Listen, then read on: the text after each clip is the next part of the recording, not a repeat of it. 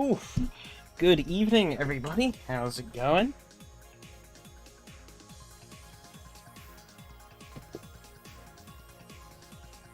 Let me get these things up and ready.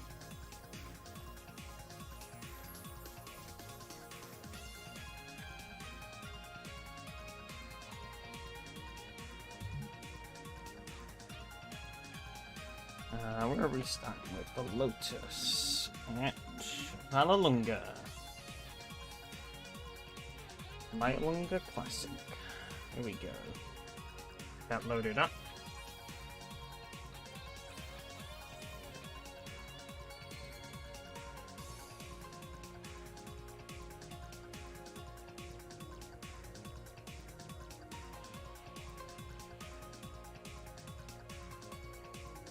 Alright, it's on the wrong game. Should change that. There we go. Cool.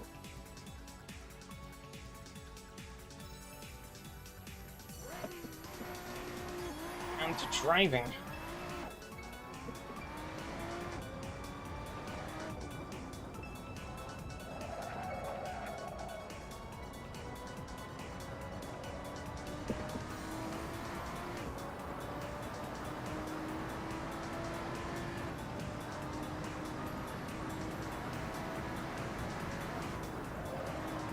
Ooh.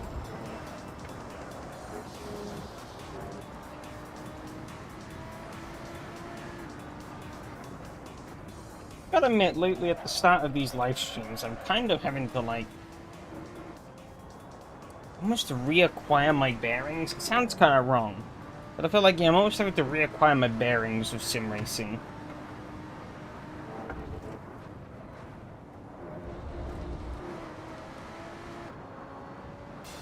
Which is ironic, because I did race last night.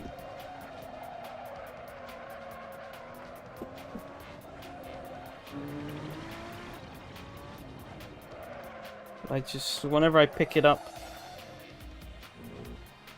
Oh, Just almost feels like I'm kind of going back to square one. Well, not quite square one, obviously, but... gotta, like, warm myself up into it. Which is definitely a new feeling.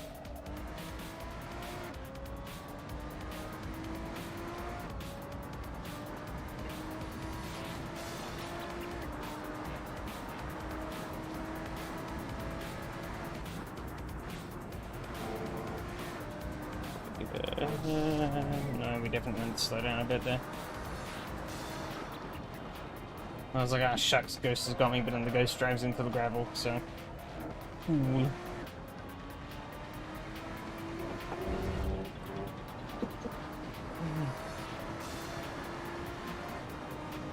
Ghost car was me from just a lap ago, but I am a fool, so checks out.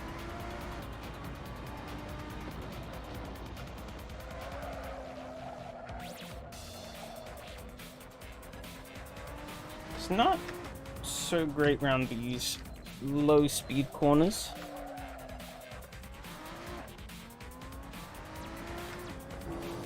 Really have to hook that speed down.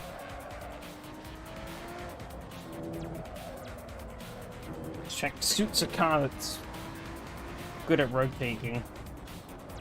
And this one isn't so much, at least at low speed.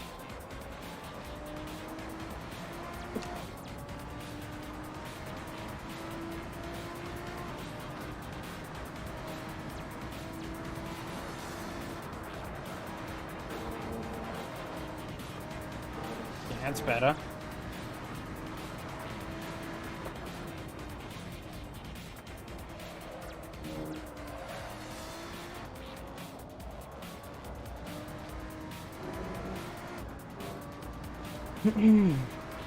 Last night's race was pretty chaotic though, running in Bros, Michael and Donnie series with the 1950s Maserati at Classic Poe.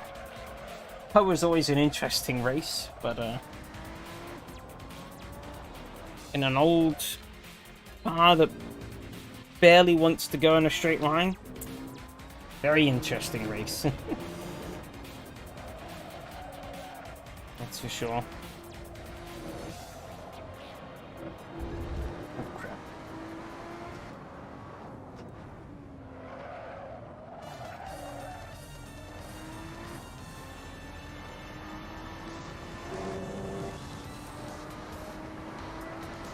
Okay, 15s. Do better though. I still don't think I'm really driving this very well.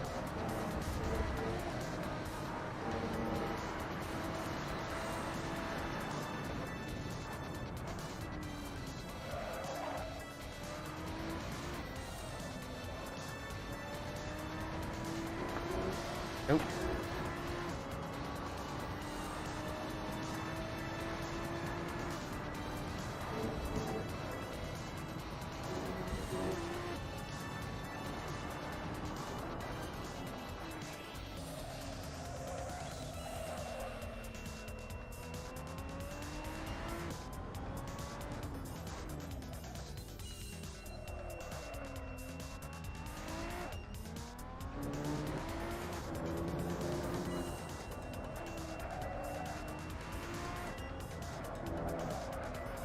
Come on. It's so lazy on the exit of that chicane. It just throws itself off into the gravel.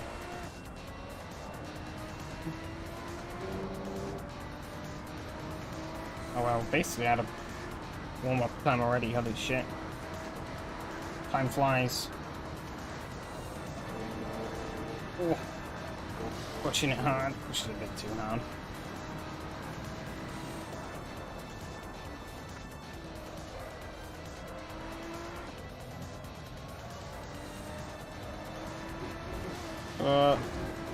Again. Giving it just a bit too much.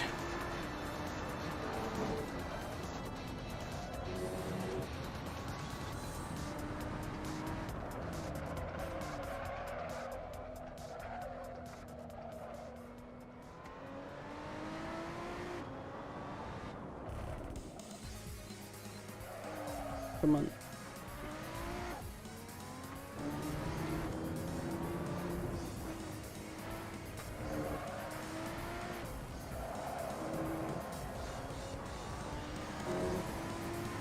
Okay, got a better exit there.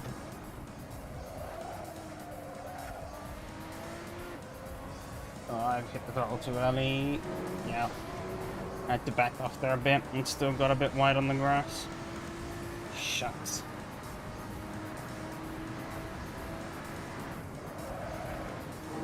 That was a good run through. Keep it. That was great. Okay.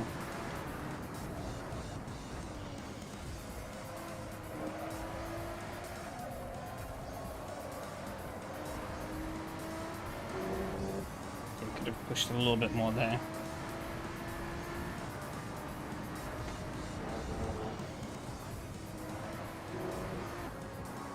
Like that curb.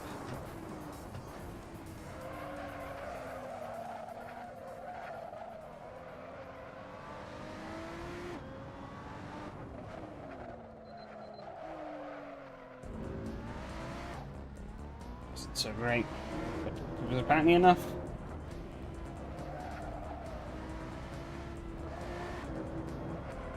It's not great either.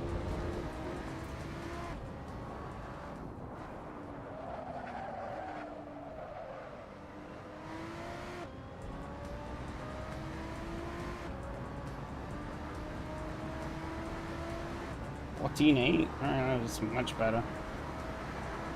Okay, I think the service should be ready, so... Bang.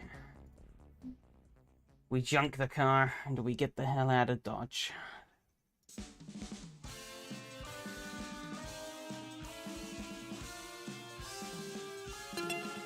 Oh, there you go. As soon as I exit the session, I get the little twang. I don't know if that comes from the live stream. I'd assume it does.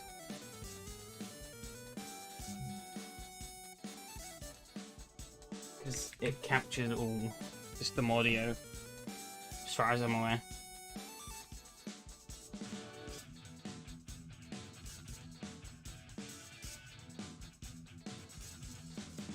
I think, I do have a bit of a break coming up soon.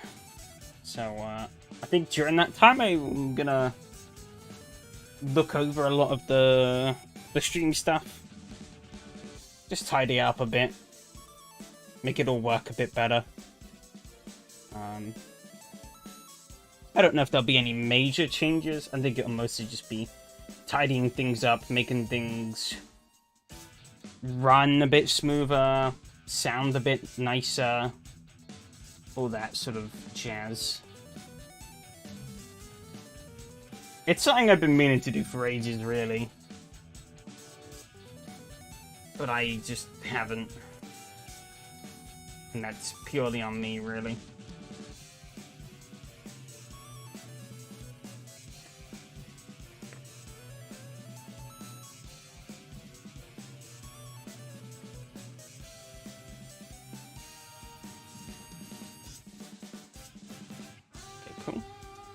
There's the servo.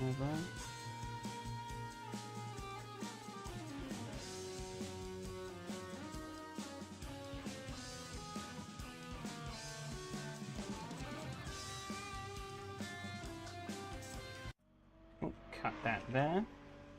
And we pick up the pieces.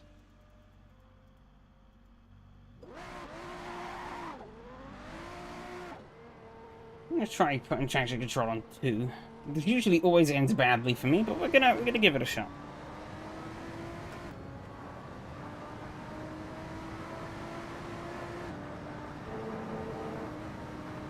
It might work out here for the better.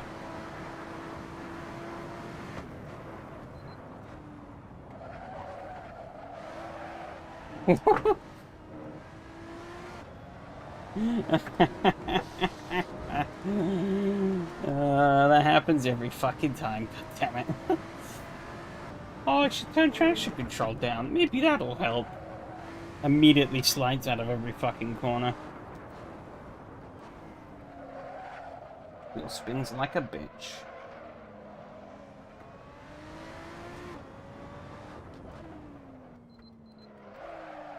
Ooh, that just kicked me out more.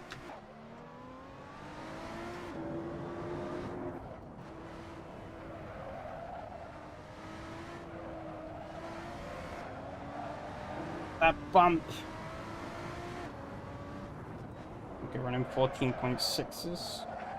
No doubt he can do way better than that, I'd assume. I think I was able to hit a 14 in the practice. I mean, this is on 95% grip, so he definitely can do better. And this is practice, so there's not a lot of time to do laps. Okay, though. That was an invalid lap as well, because Hanover is number 1 on the board.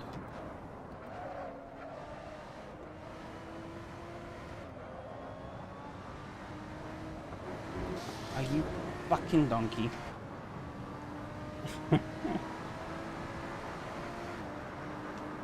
Well, it's gonna plague my race a bit. But we'll see.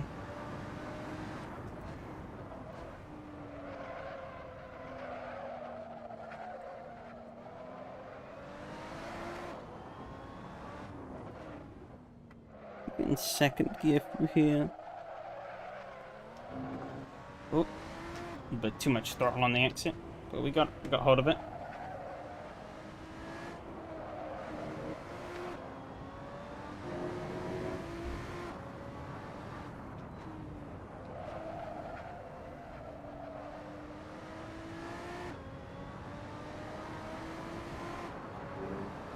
This is going to put on the board for us 1:15.8. Not bad, not terrible. Oh well, not bad, not good. I think I actually want a lot less fuel than this though. Yeah, I can do 21 minutes on 20 liters. So I guess yeah, we probably won't put about that much in. Should keep us pretty good, I think, for the race. Make sure it's still set on the right number. Yes, it is. And away we go.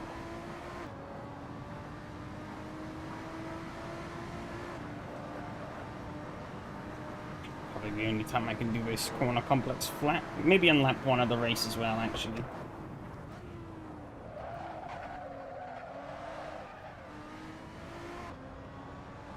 Yeah, putting traction control onto 2 might as well be off. See what happens if I do put it off, actually. See what difference this feels like.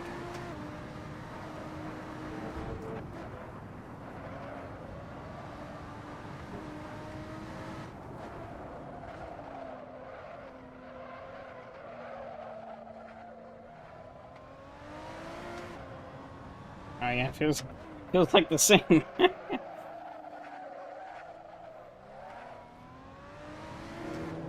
Yeah, might as well just run with no traction. It's either traction control is on fully or it might as well just be off. To be honest, this feels pretty much the same as it does on 2. So, can't imagine how useless 3 is. If 2 feels pretty much the same as having it off completely.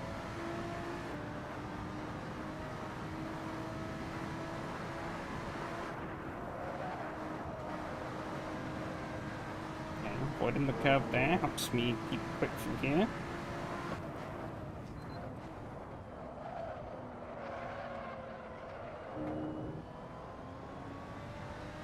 Well, so we run for the exit. Good, good.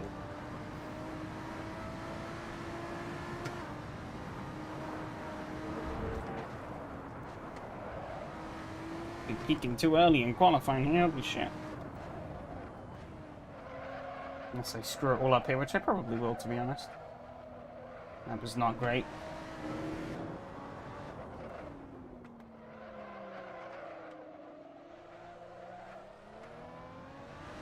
Okay, pretty stable on the exit though.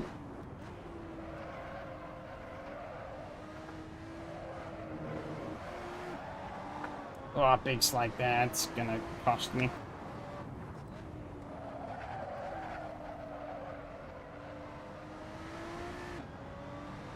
Okay. 1:15.3. Okay.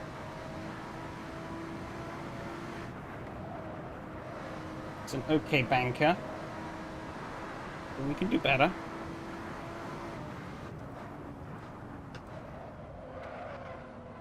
I think this first sector was pretty much spot on last time.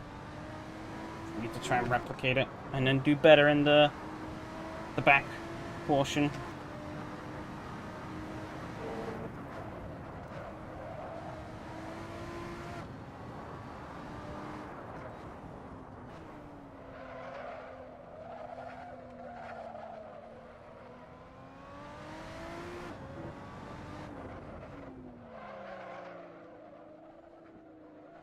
It's definitely better through the first hairpin. Bit of a wobbly exit on the second, but as long as I could do better through the chicane. Okay, I think that was a lot better. No slide.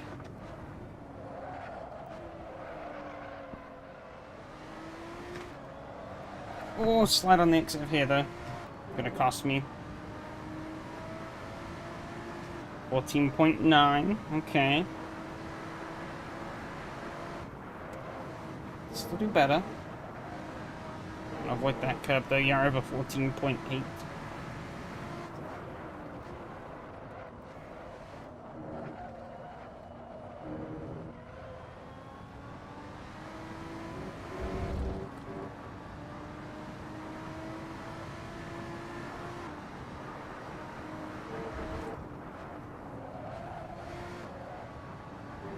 Oh, I cut that lap. God damn it.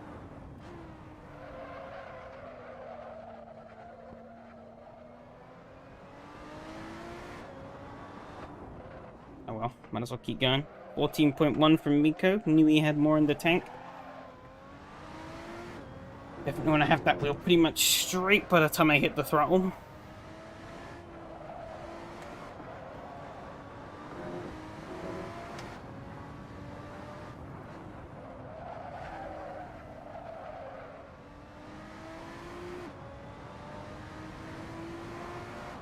I'm gonna try it on 3 and see if it's just a marginal scraping. Yeah, 1:14.840 would have been a much better lap, but I had to cut that corner like a fool.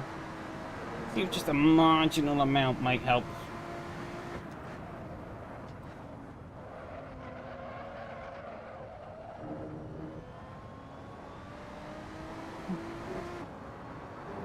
Right on the edge there.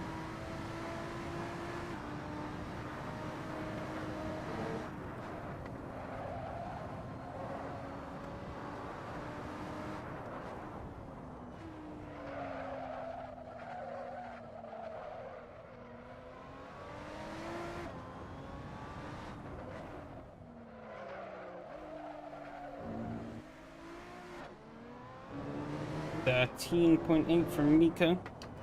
Expected nothing less. It feels so much better than 2 did, unless I've just gotten used to driving no TC.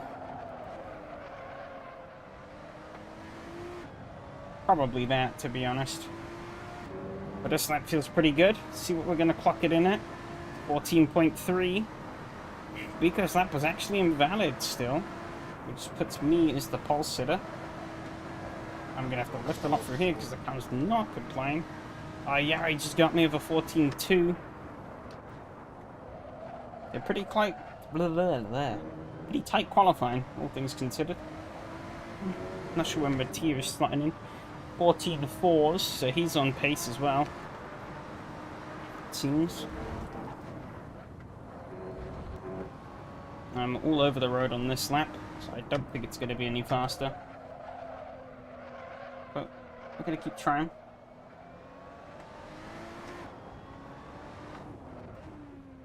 Make over 13.4. Jesus.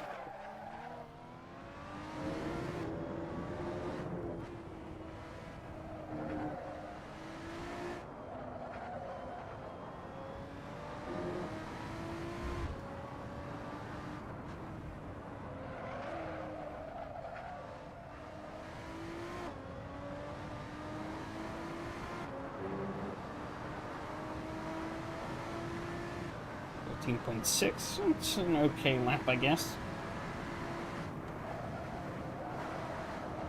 Yeah, over 13.8 though. Not what I want to see.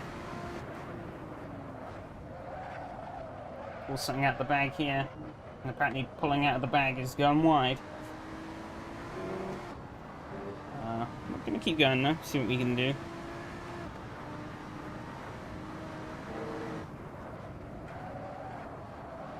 Nope, this is gonna not count, yeah. So make sure fuel is right before we get going. 21 minutes. Put an extra litre, just to be safe. Should put me up to about 22 minutes, yeah. That should be plentiful. 4 attempts.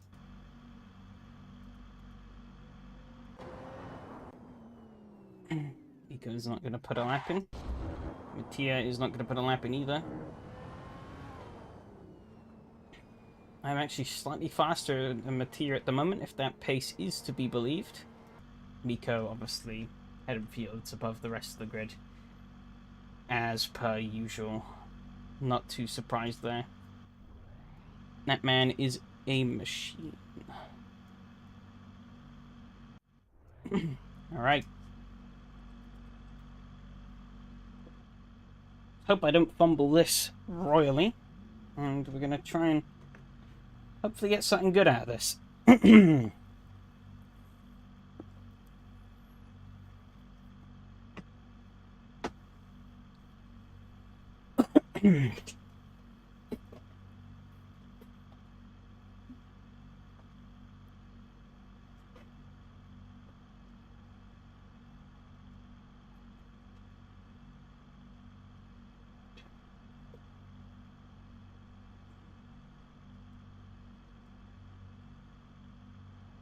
Ooh.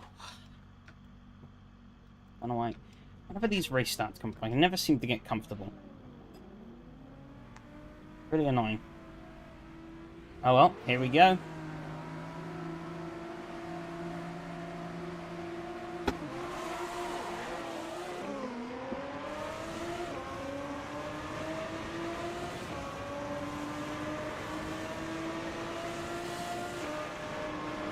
Probably could have gone faster, actually. I don't know why I didn't go up into 5th there. That was a bit stupid from me.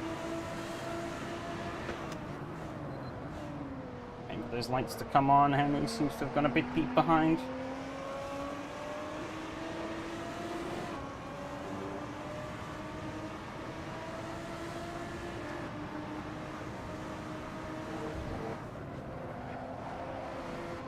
Ooh, Yari's gone sideways. Really hanky down the inside line through here, though. It just has better run through there than I do. Should have stayed in 2nd. Oh, the curb is killing me.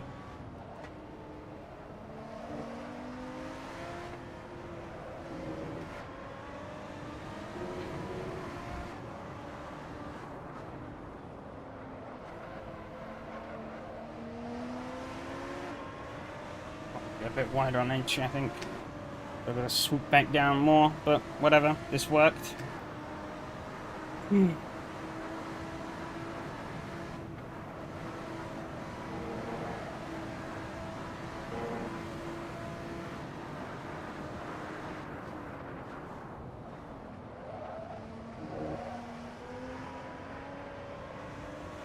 understeer through the middle section.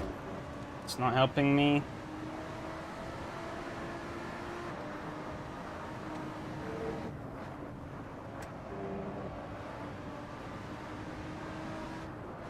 I'm just too scruffy. Yari's gone very deep. I've gone kind of deep on the exit though. He goes up to 3rd. Didn't take him long. Oh, but he's a bit sideways.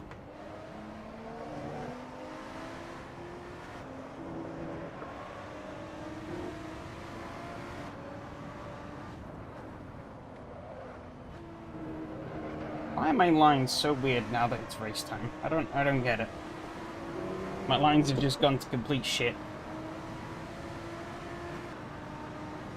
Apparently that was a 13 though, so I'm doing something right, I guess.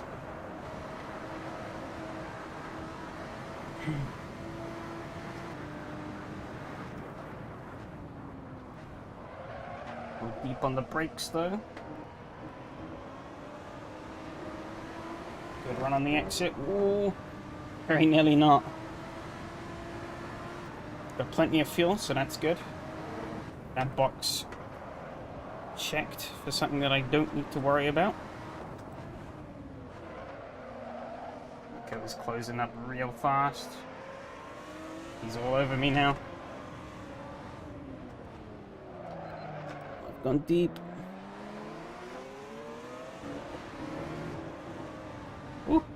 all over the shop.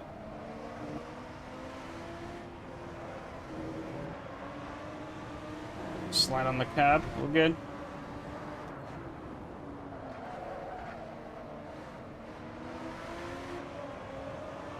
Just understeer. He's up my inside. He's gonna do a 112, holy shit. But we're still side by side. He's more confident on the throttle than I am, though.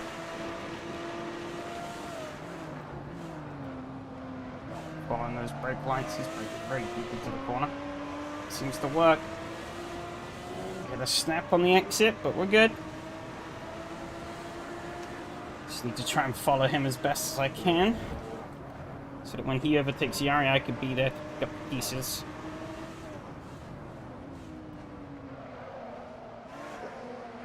He's sliding, he's drifting that bad boy through the corner.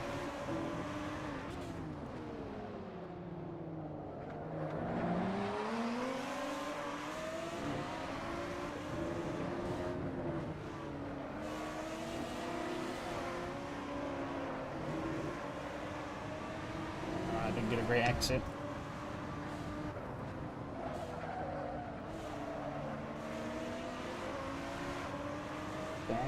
Okay, run. It's a bit slow compared to those two, I think.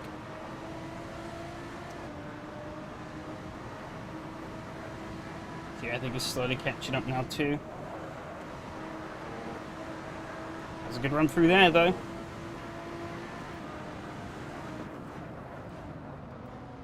That is a positive.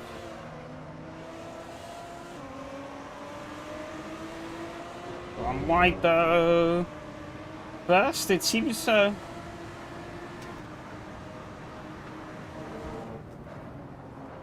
Hello, how's it going? My hands are a bit full, but we're here. Oh, he is drifting big time. Really struggling to find the grip for these hairpins, though. Mamma mia. They're definitely getting better traction on entry and exit than I am.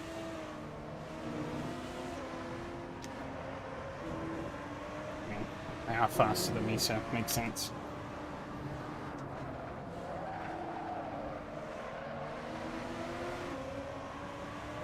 I'm not as wide as Yari, though. I assume so if you were driving. Yeah. That was my fastest lap of the race. Not fastest overall, but Mattia is consistently quicker. Nico has to back out of making an overtaking move. Yari's doing a great job of holding him back. Way better than I did, that's for sure. It's keeping this lead battle pretty tight.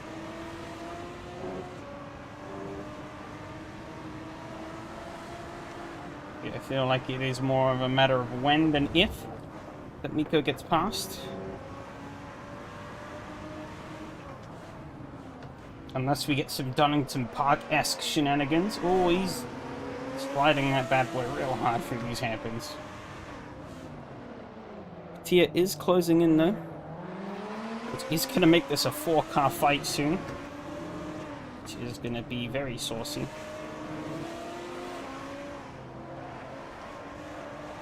Oh, big bump. That's killed me.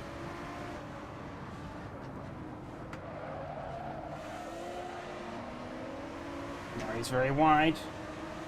But Miko got a big slide. That sort of rhymes.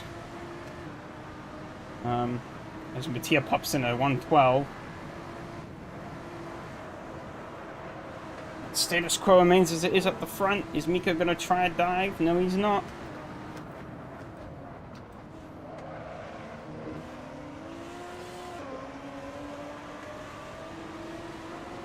We've got 12 minutes. Still got a good chunk of time left in this race.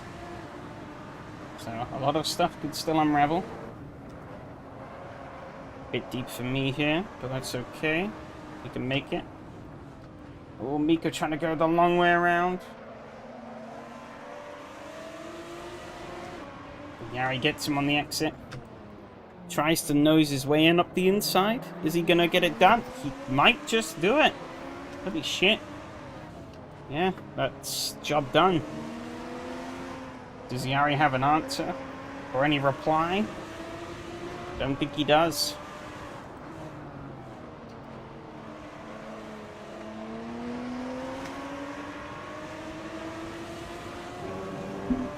Miko is checking out.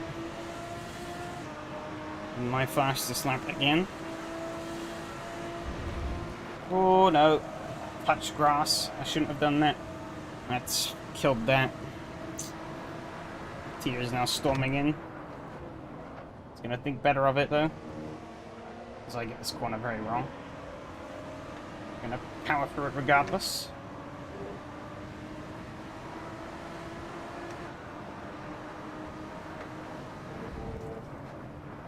Just a little bit of grass is all it took to really throw me off there.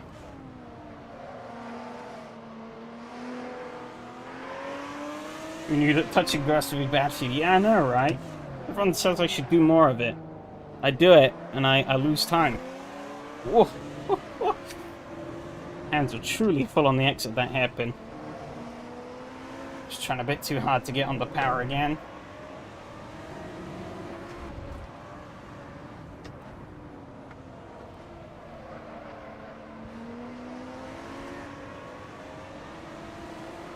Funny, this corner had more banking.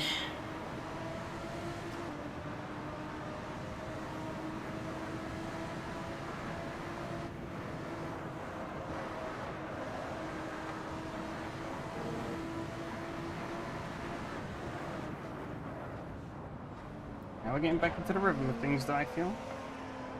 So, back to hunting down Yari. The tier is still very close behind, though, so.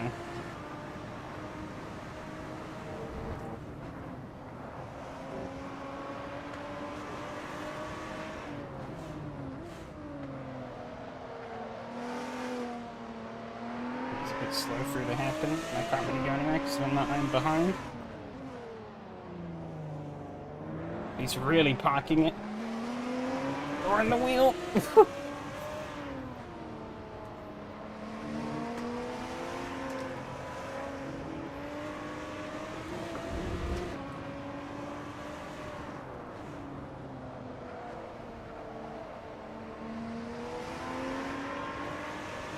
Okay, this is an okay exit. We're in the slipstream.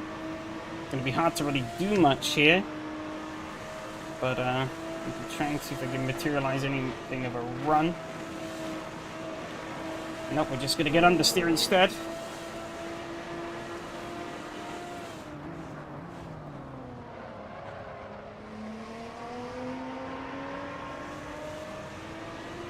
Joy, oh joy. Ooh. A little too much understeer there.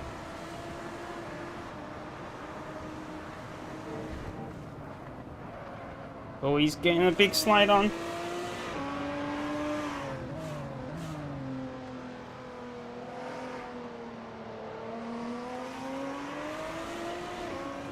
He is trying to sneak up the inside.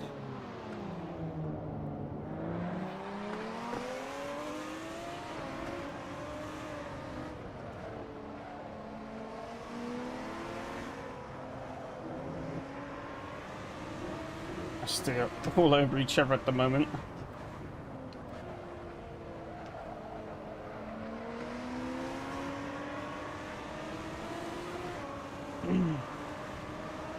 As Miko streaks away into the background.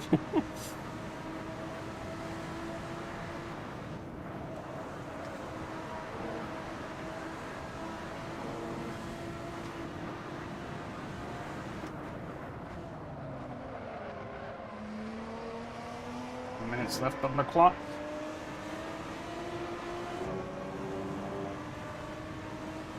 Car is still looking a-okay. Pristine.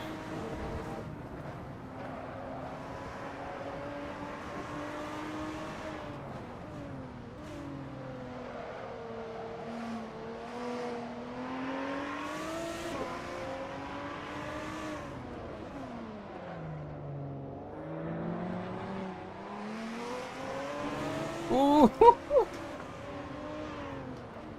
Good under control, so we're good.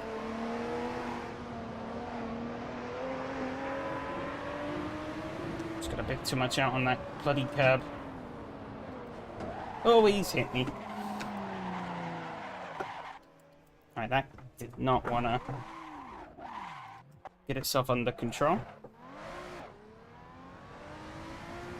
That was weird.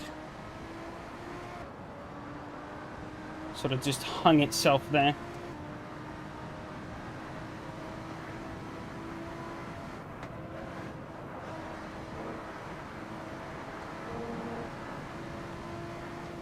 There goes the podium. Not necessarily. Still a while to go.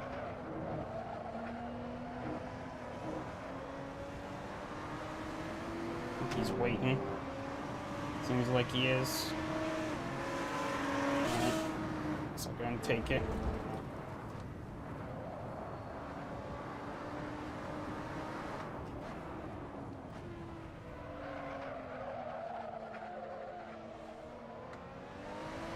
He's let me by, but I think we might be able to catch Yari. I don't know. Depends how far away he is.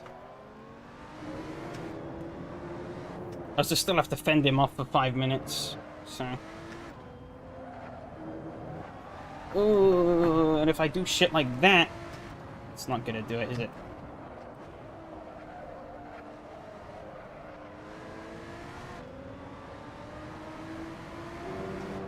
I think AR might be a little out of reach.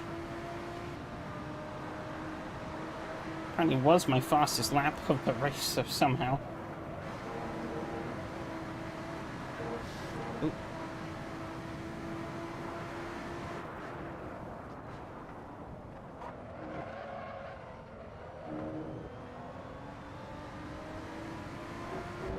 Oh, crap, man.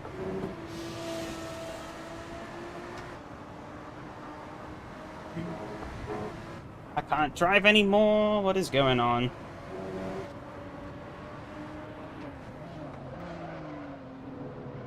Can't stop the apex.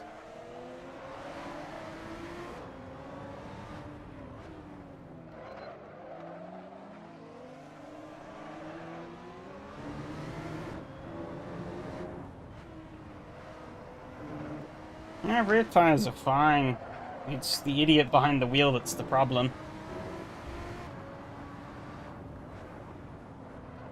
I've just fucking crumbled.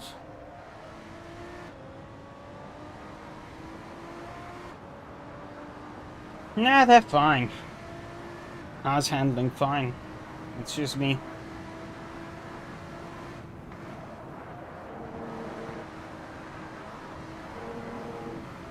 I floundered big time.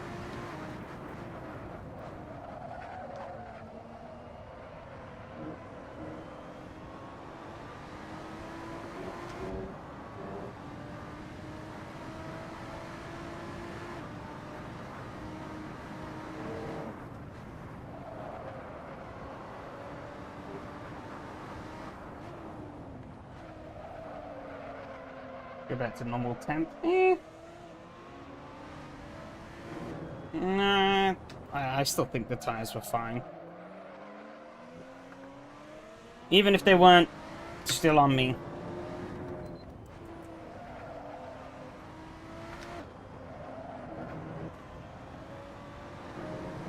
The reason the car stepped out was because I put it in places where it shouldn't have.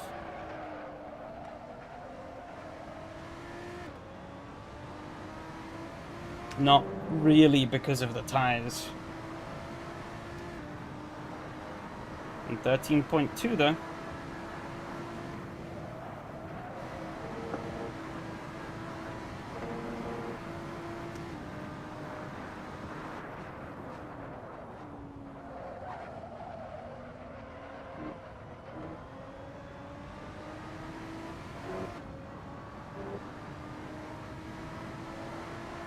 Podium might not be fully off the table just yet. We'll see.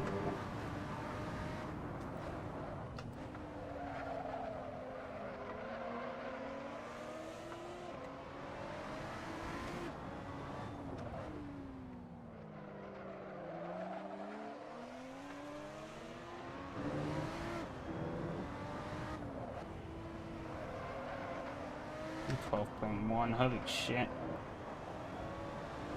Man is just on another level.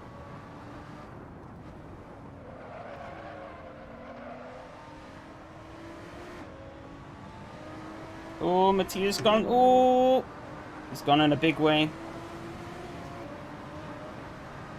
I wasn't expecting that, but I'll take it.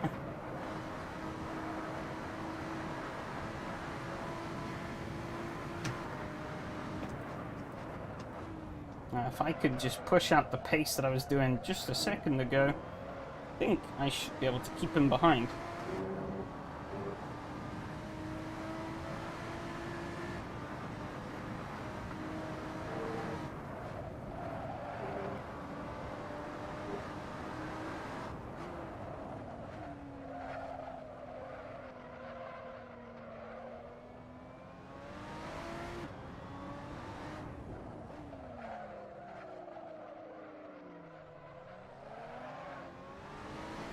Skid on the exit, but we held it. Don't know why I'm going down to second here. I probably should just keep it in third all the way through this complex. Even though I basically have to go back up the third anyways for the exit. Alright, one more lap.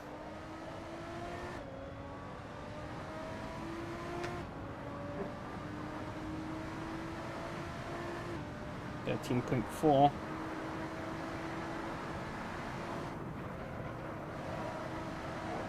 Do we have enough fuel? Yep, we've got enough fuel.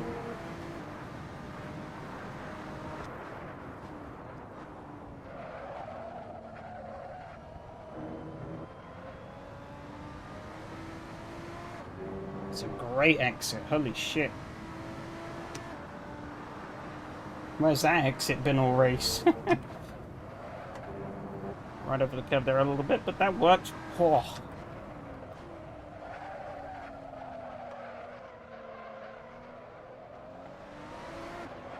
Okay, not great through here, but the run up to here was sublime. Probably the best I've done all race, at least feeling-wise. And just force a habit. I go back down to second here, even though I really don't need to.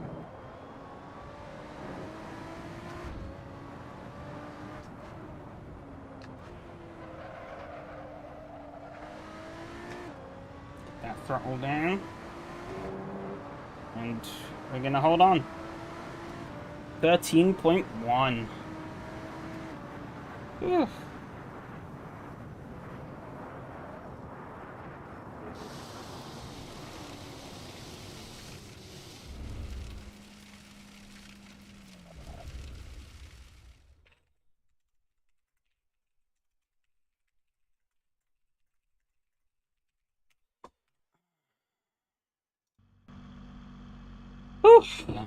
112.1 though, holy shit. Madness. Man is just built different. There's no other word for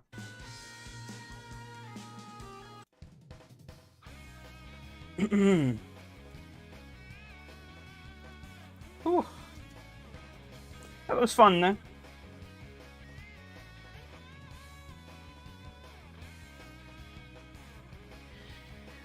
Maybe could have been more, but fumbled it. Which, I mean, it is kind of the usual at this point. But I think that's my best result in a while in this series, I think. I've had a very bad habit of fumbling the races, so to fumble it and thought I'd bounce back, I'll take it.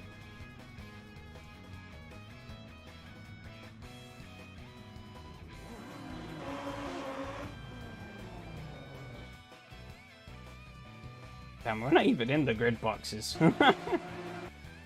Our front wheels are barely in the grid box. That's the same all the way back. Weird. Never noticed that before. I got a meh start, but it was good enough to stay where I was, so played it a bit too safe here and then was like, oh, what am I doing?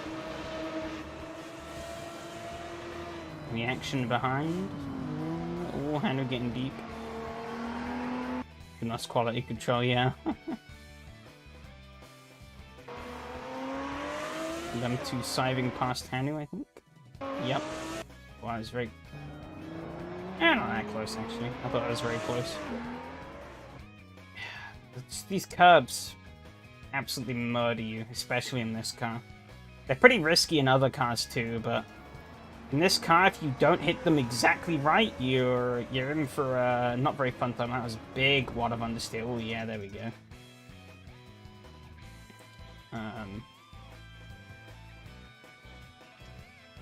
Need them to get around Steven and the Mac. Where is he? So Mika gets past and then gets me to a few more laps. So Miko's caught up to the back of us.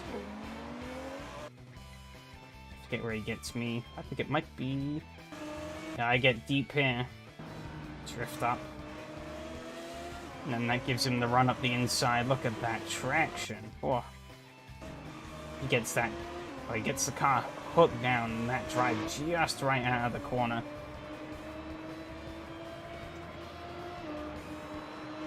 But we're actually about even Stevens until here. And then I was a bit less confident than he was. And I granted him the position.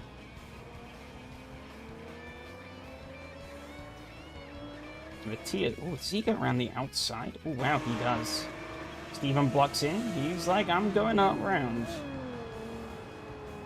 Oh, Steven gets on the curb a bit. It works, I think. Yeah, it does. Nice.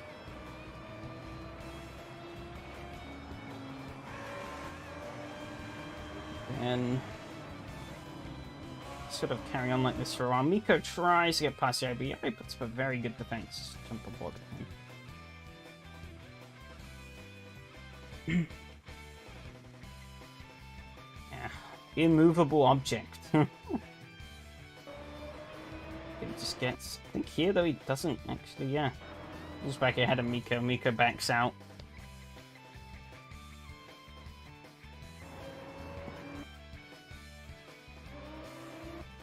Very sideways here, look at that.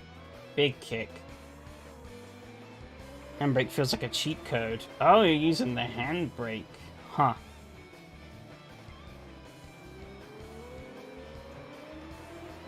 I don't know how.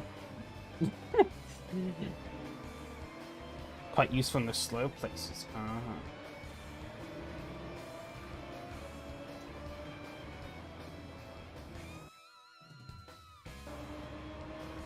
So he tries again, doesn't quite get it done. I'd assume so, yeah. This car doesn't have a lot, to be honest.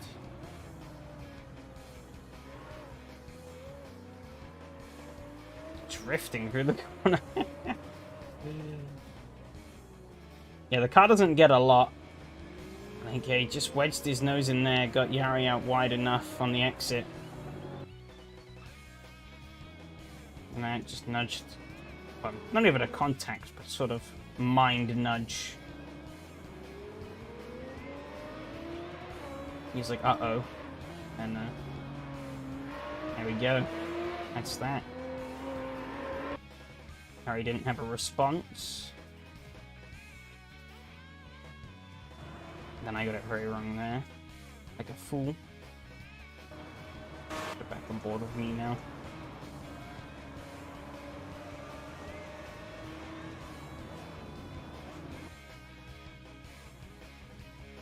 Yeah, and we started assaulting Yari, but he held strong.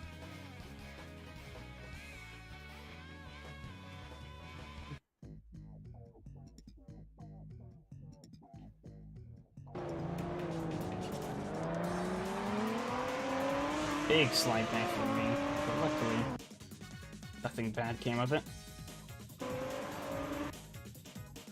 Slipstream effect in these cars really isn't a lot either. I was really close to him here for all this, and I didn't really build much of a run on him. But that was something funky. He got very sideways here, yeah. Of course, I had to brake a little bit, so I couldn't capitalize on it as much as I could. Hoped I can maybe stick myself on the outside to dive in the inside, but nah.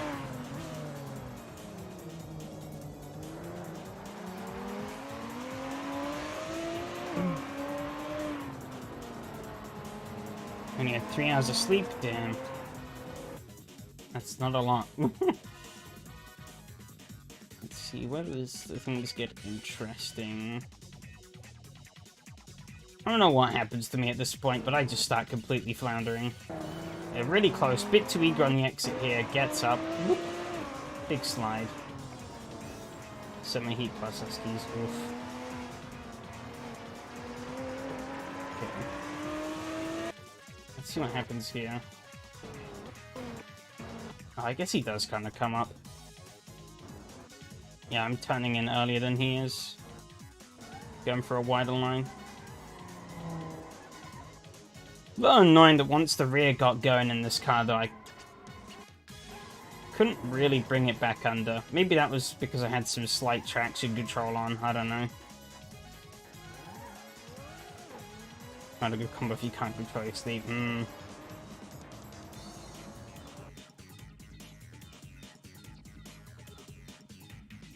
So yeah, that killed a lot more time than it really should have. Which obviously cost him a lot of time as well.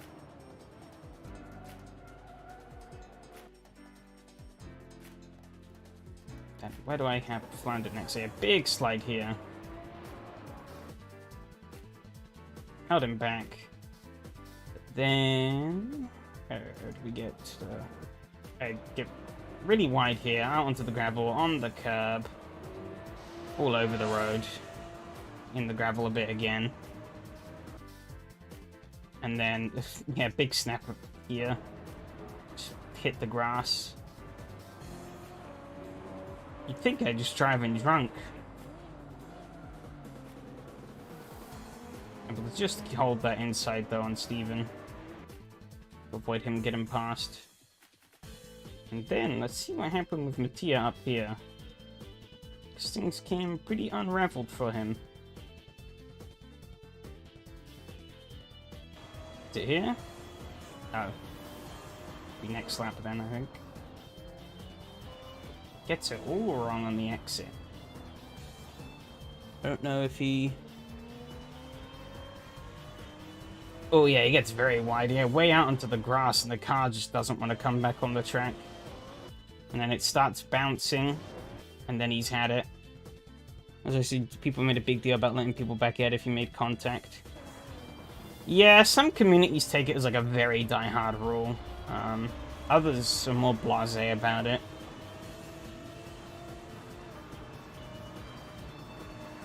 I'm not too bothered if it was like a racing incident, which 9 times out of 10 it is. Or if it was on me more than it was on them. But if they plow me into a hairpin and then like don't, then it's like, Like this one was pretty negligible. I wouldn't really have cared too much if he didn't wait.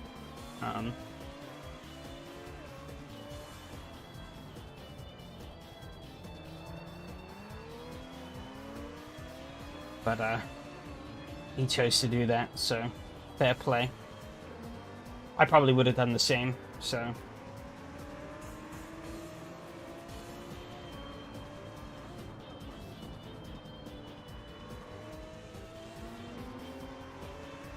Yeah, that was the final lap, so I think it was the final lap.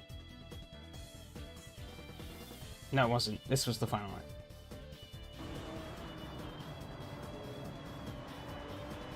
And the opening to this lap for me was amazing.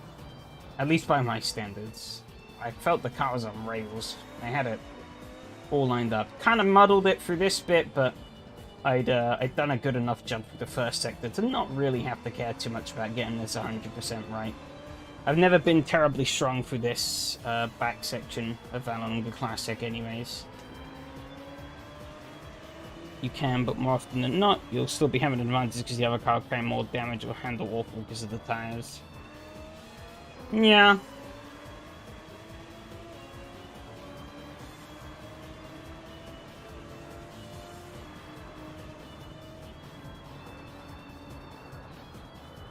The only issue I have within GTA, though, is that the netcode is nowhere near as... I mean, AC's netcode is nothing special. It definitely has its flaws, but at least in terms of for, like, close wheel-to-wheel racing, AC is definitely much more equipped to deal with that than GTA is. That's the one problem I see in GTA, with that system being so rigorously informed. Or enforced. Because, yeah, sometimes you, I almost feel you can't help it. I mean, I do think that, you know, you should account for these things. You know, if netcode is shitty, you shouldn't just barrel in and expect people to just deal with it. But, at the same time, I feel like on the actual official rulings, there should be some tolerance. Okay. That'll bring up the results, but I think there might be a slight problem with the results at the moment. So I will give a little ping over to the boss man quickly.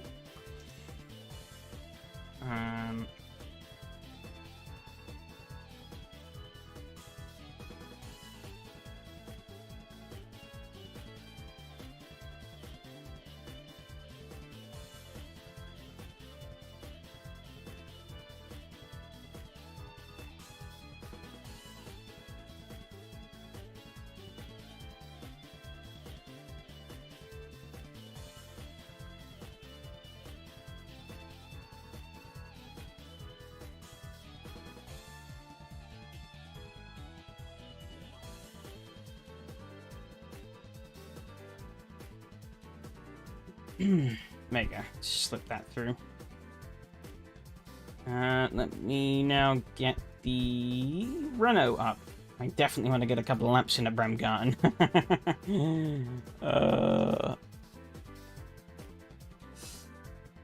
I need to keep my podium streak alive. It is unlike if you're rather toxic. Another one rule was that people would trash talk you if you win on a track you built. Not for a week or a month, but as long as they felt like doing it. That was an actual rule? Or you just mean it was, like, commonplace?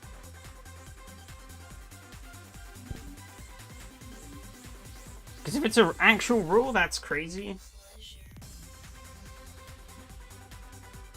If it's just a thing people did, it's not really much better, but you know, that's just kind of how gaming is these days, sadly.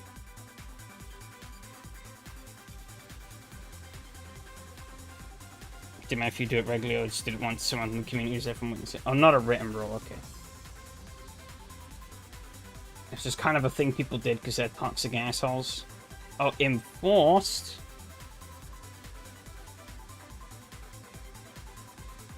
Jeez. What a great look, is it?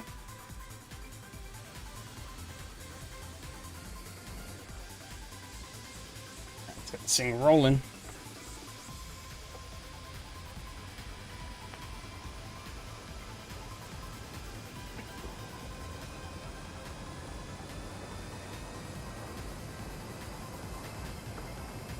Cobbles.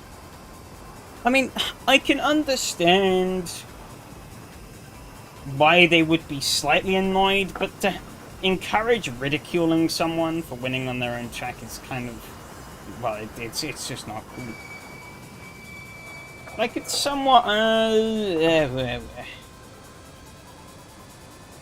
could somewhat understand being slightly annoyed if, say, someone had intentionally made a track that was, like, screwing over everyone else. If they didn't know, like, things. You'd see a track builder in a race stay on the side of the road in the final lap if they were leading. That's just stupid. Like, if you've built a fair and honest racetrack, who gives a shit?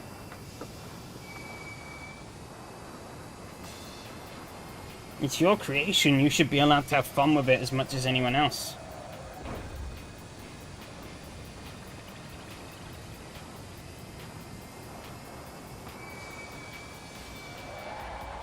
God, I am crashing into every wall here. This is gonna go very well. Logic, they apply for it, people made this checks that are about farming wins. Oh, fucking hell.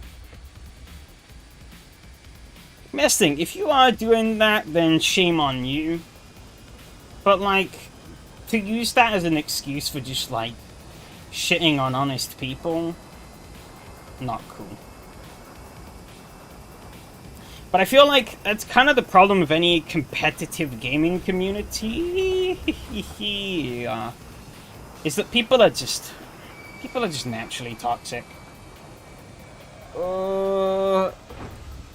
God damn it.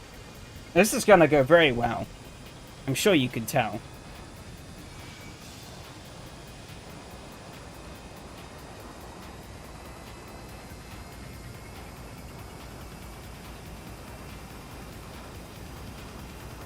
But I'll be honest, I've reached the point where I just don't really care about playing video games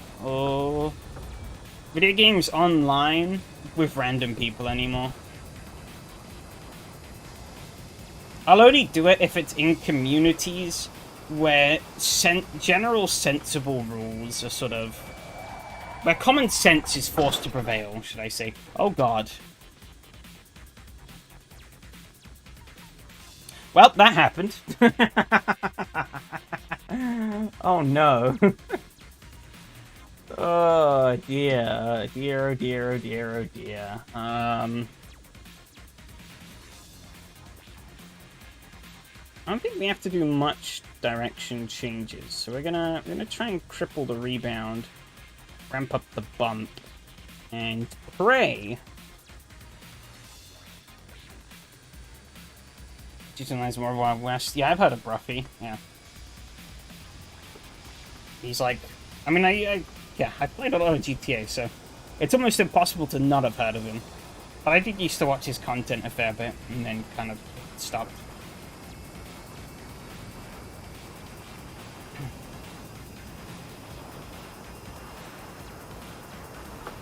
I don't really watch anyone regularly anymore.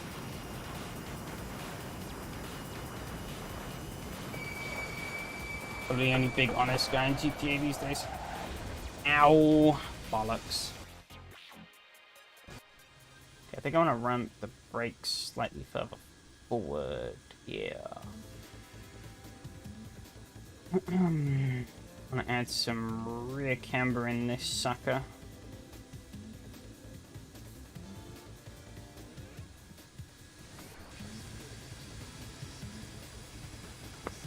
Yeah, there's too much toxicity in most online games. Kinda sucks.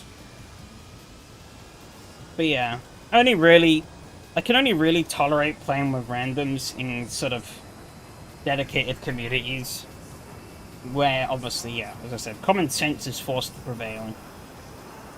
So places like, I mean, SRS could be a little hit or miss when it was more populated, but nowadays I think it's pretty good, for the most part.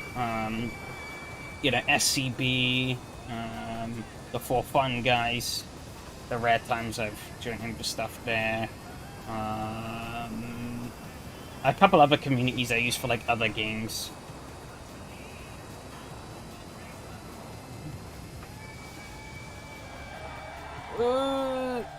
Big lockup. We get there. That's hitting on my shut down his racing community because we got disconnected with it. It was poorly communicated. They ended up keeping it in life, but the ownership was given to someone else. Makes sense. Bigger and bigger you grow as a content creator, the harder it is to sort of really maintain communities.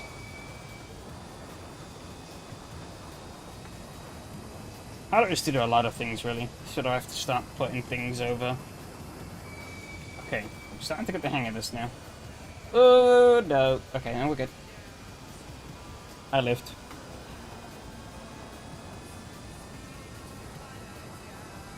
Yeah, there's a warning, avoid the big blue car when we come to race. It's mine, and I don't know what I'm doing.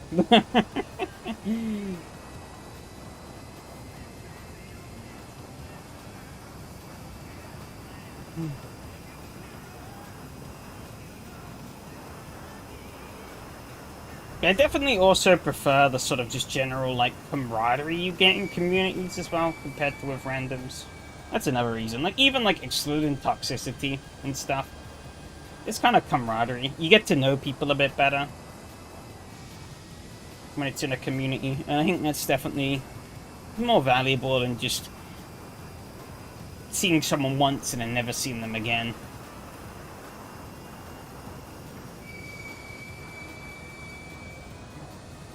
I don't know why I was taking that line then. That was anything but the right line. Okay, this seems to be working okay though, this setup. And I've got my head on slightly straight. I don't know how I'm going to keep the boost pressure up though during all of this. Right, dying. Okay, well I just did it there, so... It's about his lap times because he would test on PS4 and wouldn't use the glitches that plague races left and right.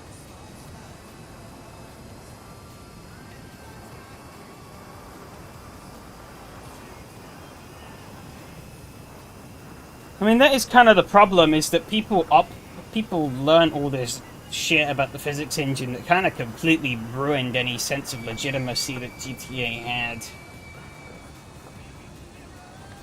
In terms of being a semi-serious racing game. My ghost is straight up invisible in the mirror, I just saw that. It's literally a ghost, holy shit. I can't see it.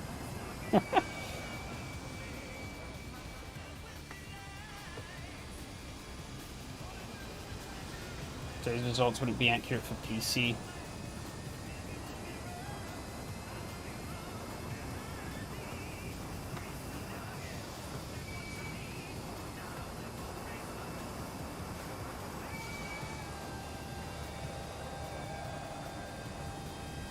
Meh. I mean, as long as a test is there. I mean, like, a lap time is never really going to be a rigorous number, anyways. But given it gives a relative differential, surely, still.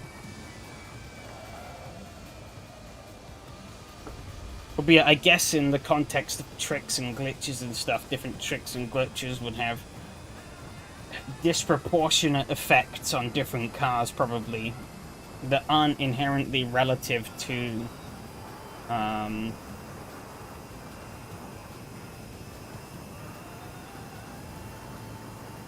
I thought it was a perfectly fine point of reference, but then I never... Fuck! God damn it. I never try hard at GTA racing, so what do I know? Why is the server twang not happened yet? I don't know. But I should probably get out of here, because it is almost time. That's where it turns out I wasn't even registered. If I am, I'm going to be very sad.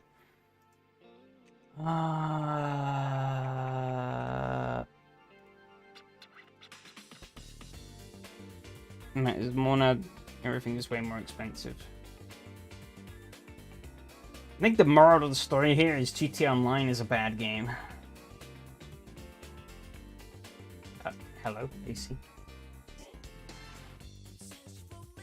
I had fun with it for a while, but it's just not a good game anymore.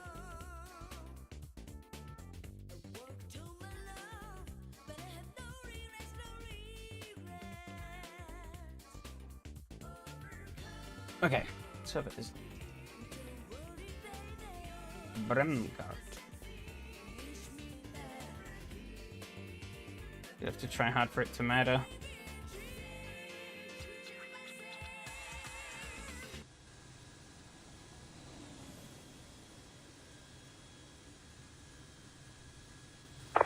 Skins checked, nothing new, carry on.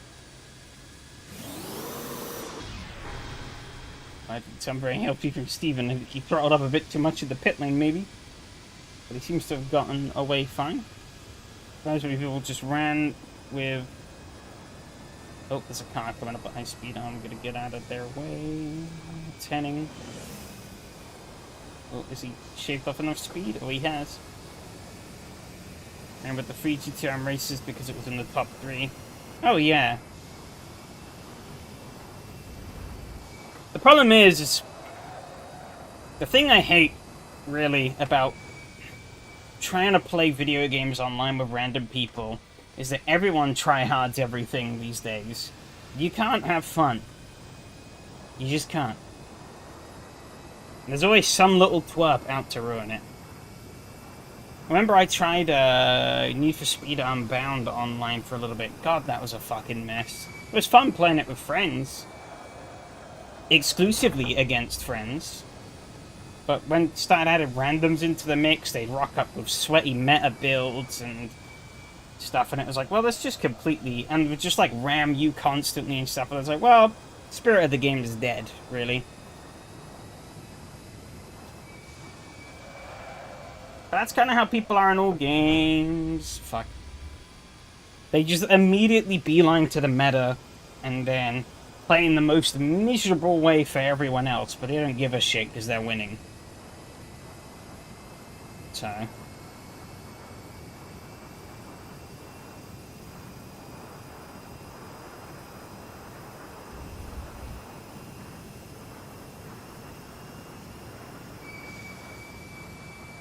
Oh, what am I doing? Ow, ow.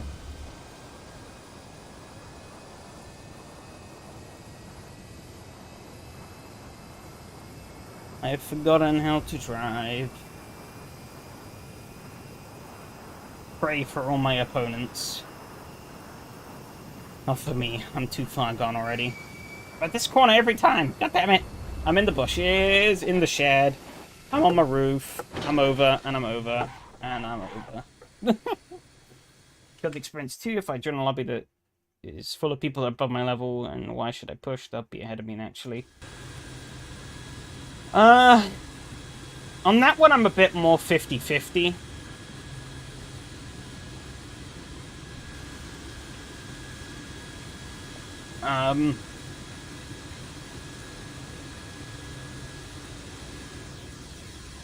Because, like, say, for example, you know, with, like, say, Tekken, you know. I'm not very good at fighting games. I don't play fighting games much. But I do have a friend who is very into fighting games and plays them a lot more. You know, and I still have a fun time playing with him every now and then. I'm pretty certain he probably does sandbag a little bit. Maybe doesn't go full trying mode, but, you know. But if they're, like, leagues and leagues and leagues and leagues above you, like, if the gap is astronomically large,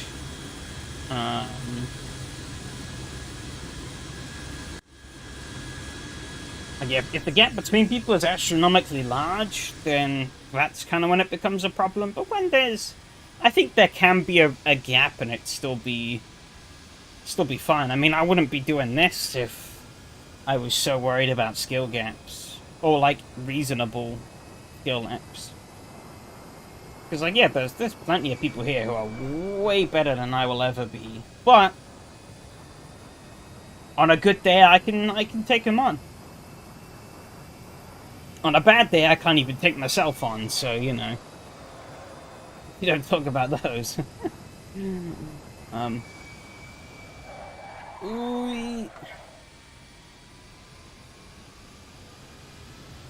But I think having moderate skill gaps is healthy.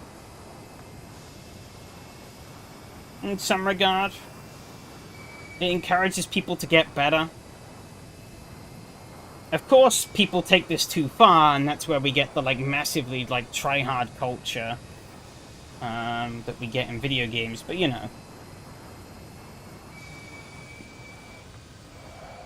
Ooh.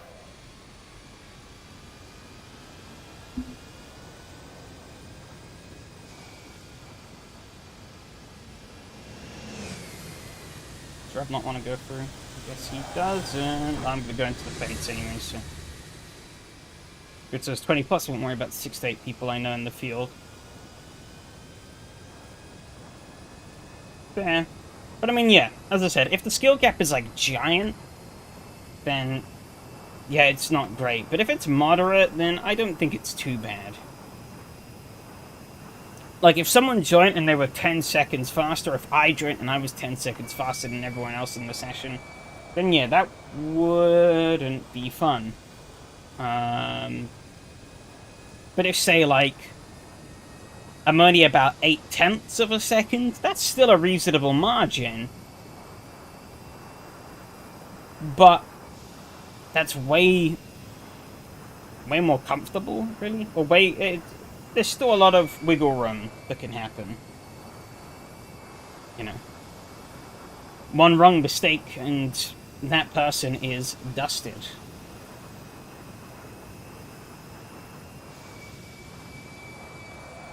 Oh, shit.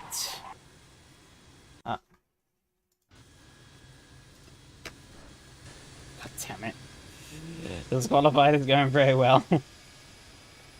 I think people are going to be coming along, aren't they? I don't see anyone, so I'm just going to go and pray. But yeah, bigger grids do... You yet to see me do a full lap? I'm yet to see myself do a full lap as well. Actually, I did do one. I did do one in practice. In solo practice, that is. Not here. I failed that every time here. I got one in, though.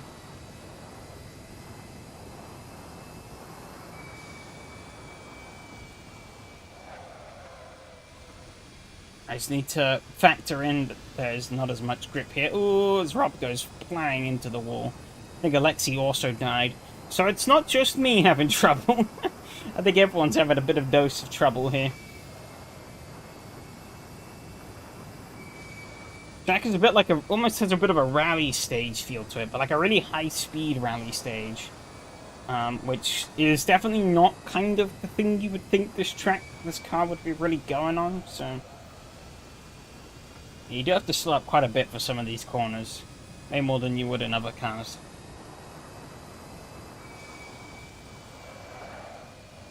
And again, this car's braking times are horrendous.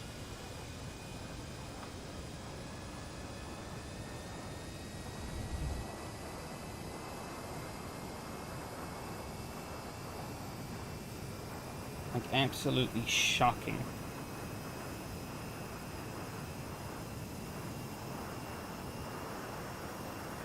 I have seen the edit, yeah.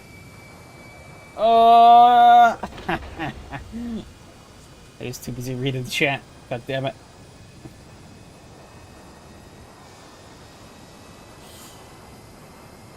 I mean, this isn't... I'm not on a lap anyways, and the car's still fine, so it's whatever. But yeah, I did see it, yeah. I was going to leave a comment and then completely forgot what I was going to comment. So, didn't.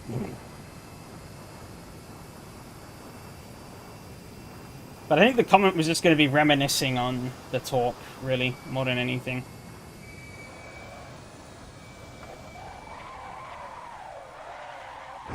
Oh, ow. I'll let Rob go. He was on a lap. I'll be honest though, the main sentiment I felt whilst watching that was that I kind of missed the crew.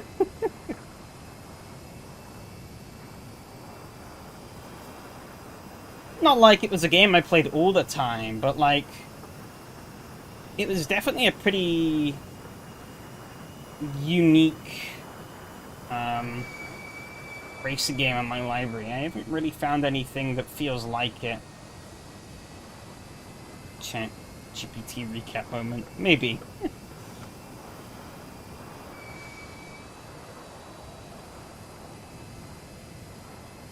I didn't have anything bad to say. I think the only real complaints would be from my own recording, so... Which you've definitely already commented to me about.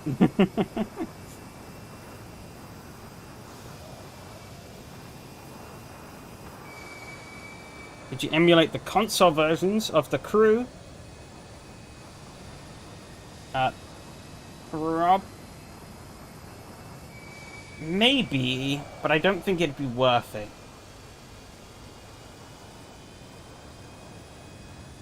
Because again, you still run into the same problem of no server.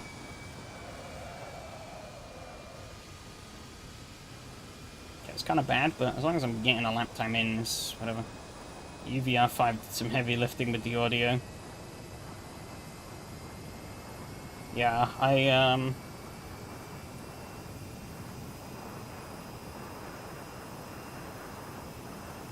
gonna go through and get that sort of more squared away. Well, it's all my stream settings and stuff sort of a bit better defined, I think, over the break that I have coming up next week. Gary's gonna catch it to me real quick here. I'm just gonna stay over to the side. Definitely not gonna max in his speed, but as long as I put a lap time in, I think that'd be good. Favorite bit was the thought spit 26,000 times.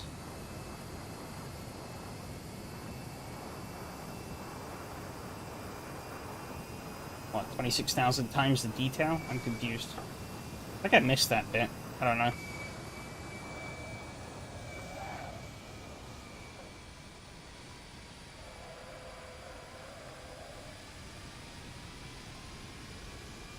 Weird.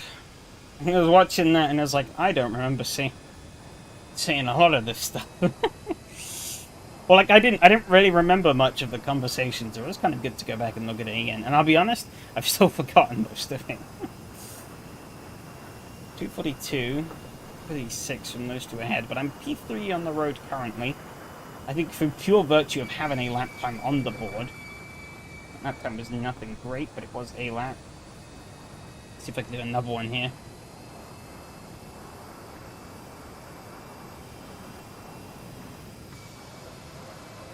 Oh no! Oh shit! Oh. Okay. Saying I have enough fuel. 30 minutes. That'll be fine. Fuel isn't gonna matter much here. Survival will.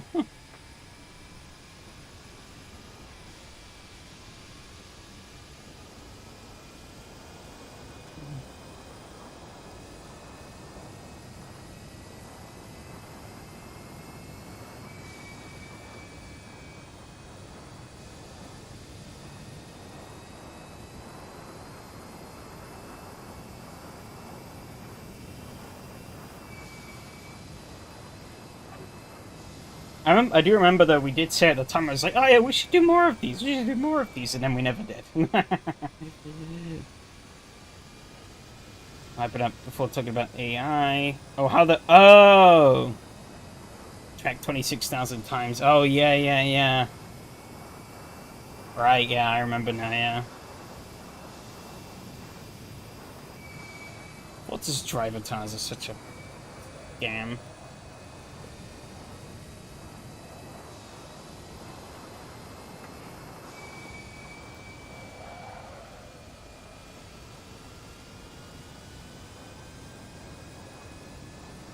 Don't know why I'm doing a 10 and 2 hold for some bizarre reason. I just kind of started holding the wheel like this. And it's kind of working. I'm John Lacey now. Not really. But, I can pretend.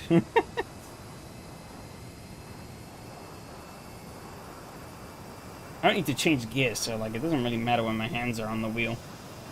I could do a 12 and 6 hold if I really wanted to. That doesn't really feel good at all, though. Okay. I follow up with the opening clip of Hot Tires video about how bad the AI is, yeah. It's like, wow, 26,000 lines! Or 26,000 times, you have like 18 different lines, and it's like, AI shit.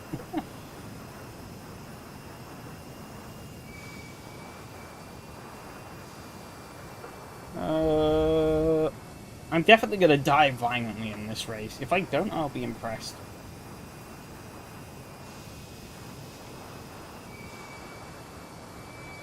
Go back to a proper hold. This feels much more comfortable.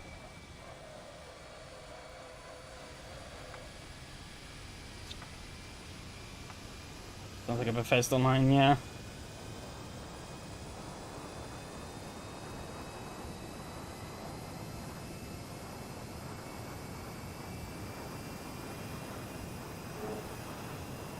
Curb.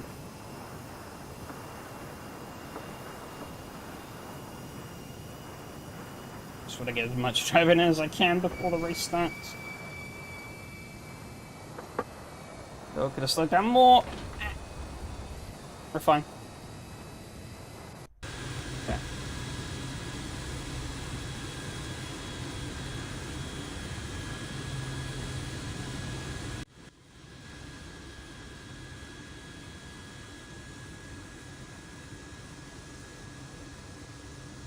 feel like Matthias starting from the back is a horrid mistake. He has to get past me. I best hope he's ready to do that.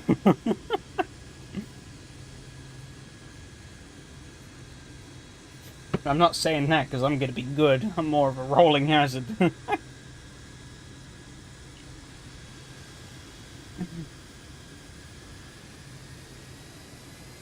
pressure this thing up to 15%. No, 14 will do. Got this thing spooling as fast as we can really go.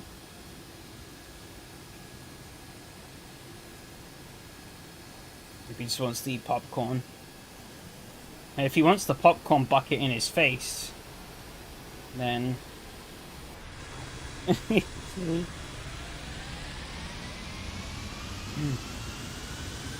he's in the right place.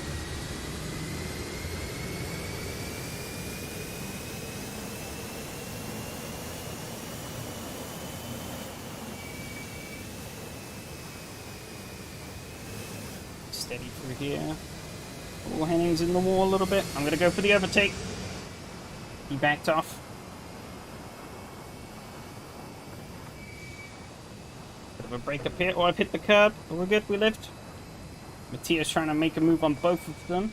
Not going to quite get it done. I lock up and I go into the wall. We're fine. Begin the downhill run for the first time.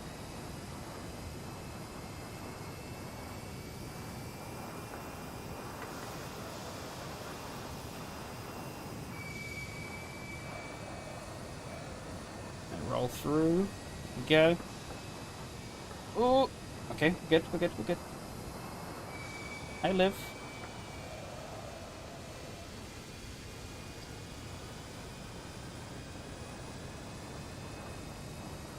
Okay, goal number 1 is just living. Goal number 2 is then trying to build speed. Let's see if I can catch these suckers. Yeah, bonus objective to 1 clean lap, yeah.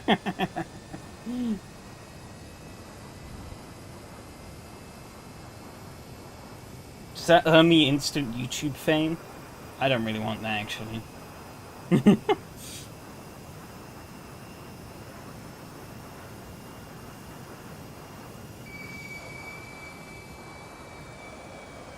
Oh, come on. There we go.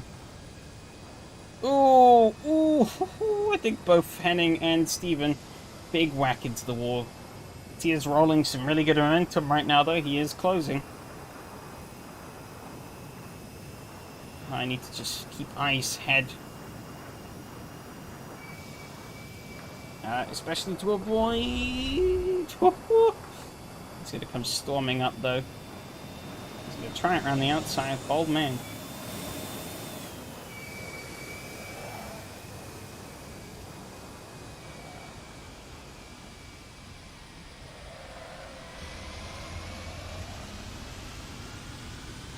You say fame, we say algorithm.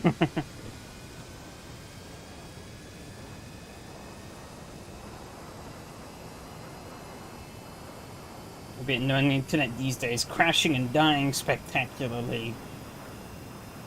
Including my rig murdering me in real life. That probably gave me more views, to be honest.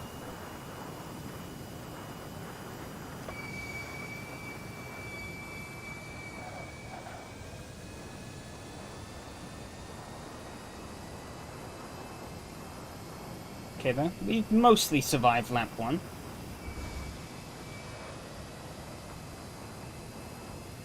Now just gotta do it 7 or 8 more times. Easy, right?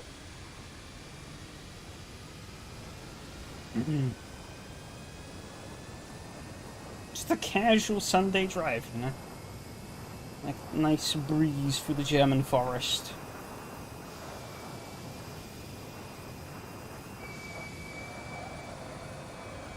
Oh, Alexi's in the wall a bit. Mattia had to move to react. Until we're gonna start fighting.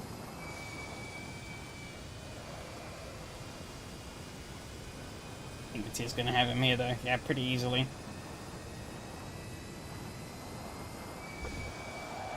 Oh, I'm on the grass a bit. Alexi's in the wall again. Gonna stifle his momentum. Up I come along this straight. It's position gained. He's gonna try and tuck in for my slipstream now. He's gonna get a whole deal of it. It might do.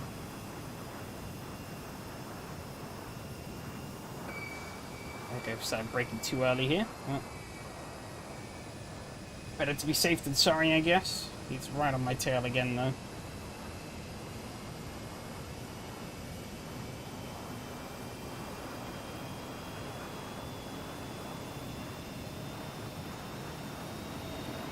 I'm gonna try and move. How big he is.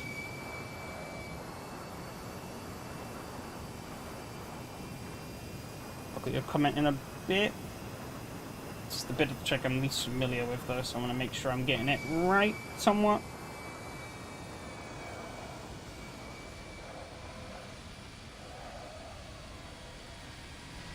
It's spooled up again. Spotify is now slowly overtaking my listening preferences. Oh, what? Feel like it's algorithms and stuff.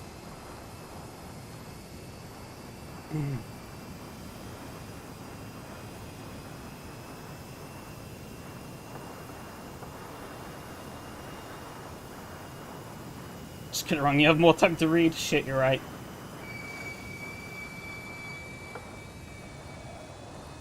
I'll be honest, I use these streaming platforms like a weirdo, so can't really relate.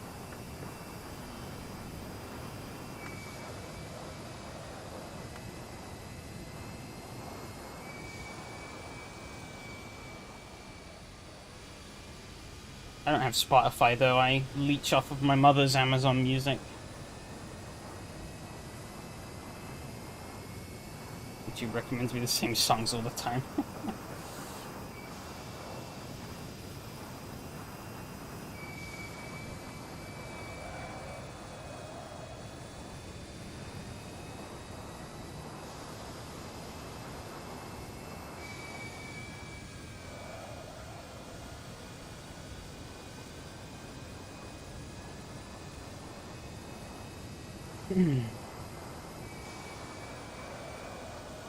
Oh, okay, just missed the wall. Oh, Alexi didn't know.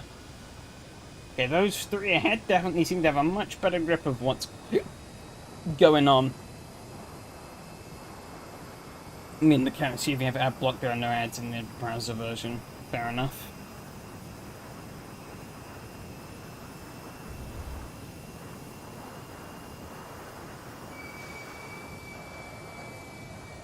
Oh, shit. Ow. Oh, come on. Straighten it up off the wall. Lexi got a better bounce than I did, though. Shucks.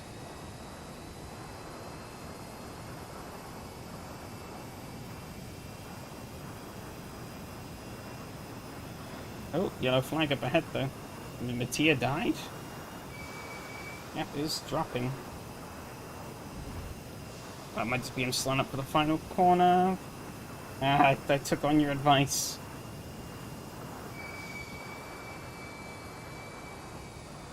Too much.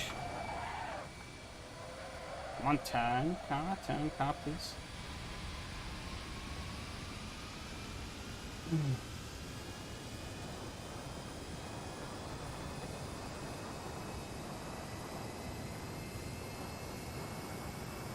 Yeah, I'll be honest, when I use these platforms, I just listen to specific albums. I don't really look into like playlists and radios and whatever. I'm like, oh yeah, I want to listen to this album. I just look it up, I play it, I play the album. Bish bash bosh, job's a good one. I actually use other sources to find the music that I then listen to on streaming apps. I completely ignore pretty much all of the algorithms that are suggested to me. Oh, he's going really hot. Yeah, luckily you got that thing stopped. Holy shit.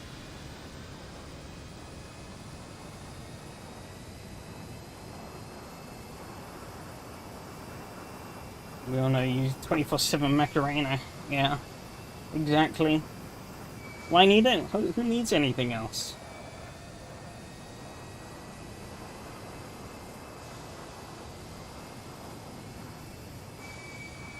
I'll be honest, at the time when Macarena was popular, I mean, I was living out in Spain at the time, so it was like everywhere. Ooh, this corner again. I always hate this corner. Fuck this corner. It's such a pivotal corner as well. You get a good run out of it, this straight. If you get a good run out of it, this straight is great. If you get a bad run out of it, this straight, well, it's not really a straight, but this straight is agony. It's entirely dependent on the exit of that corner. And basically all the cars you drive here, none of them can do that corner well. It's a really obtuse corner. It's a lot tighter than you think it is, and I've locked up slightly, so I'm going to go into the wall again. It's falling apart here now. Sheesh. I think I can still catch Alexi though, maybe. I guess this is where my podium streak dies. It's a good run. Oh, Alexi's dead. Oh no! He's crashed straight into the shed. Oh dear. I saw the yellow, then I see his name in the woods next to the shed. Oh no. Tragic. Might be race over for him.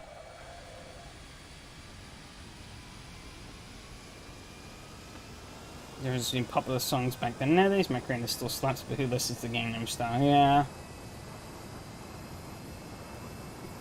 And the problem is, as well, is like the, is this kind of a phenomena called the, like, sort of like playlistification of music. People know that most people, you know, consume their music these days through just random-ass playlists. So, like, who even gives a shit? As to... Or, like, when you're aiming for mainstream stuff, like, you know, quality is kind of thrown out of the window. You just play something that can be shoveled into a playlist.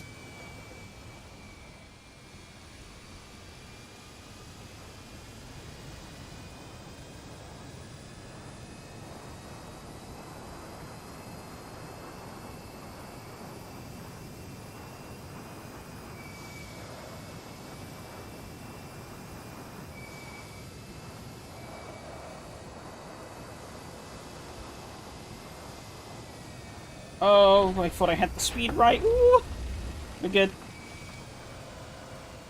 Oh, it's really throwing me off through this corner, though. Rob is the next car up the road, though. Cards, Sam Ray's been doing that for a long time now. Yeah. Radios are kind of annoying, though, because I find radio plays like the same 5 or 6 songs over and over again. That also could be a byproduct of modern music just being kind of meh. And all of it kind of sounds the same, I don't know. But whenever I listen to the radio, it feels like they're just playing the same, like, 5 or 6 songs on loop. They change 1 or 2 out each month, and then they just keep going, rinse, repeat, until the end of the dawn of time. Right, this is the 7 minutes of Dragon Force back to back.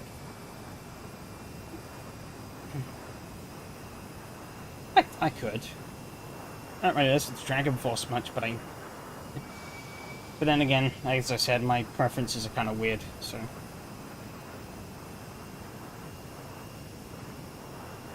You do have quite a lot of songs that are sort of over that mark.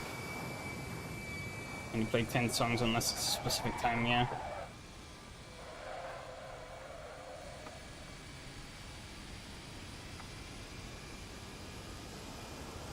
On that time, is Rob doing 237s.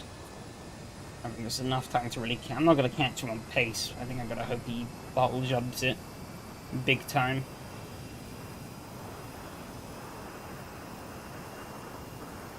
.236, but yeah. If there's a car ride, I would get someone bored quick. It depends. If it's a whole album, then why not? You know, you're not listening to the same thing. You're listening to things that are in a sort of general collection. If the album isn't varied enough, that's a problem of the album, really. If every song on the album sounds the same. At least how I see it.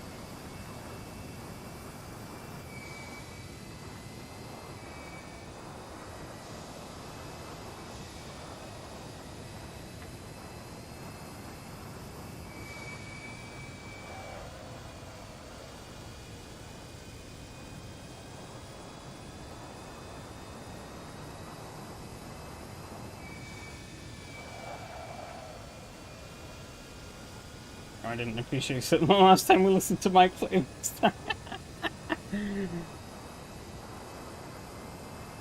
Oops.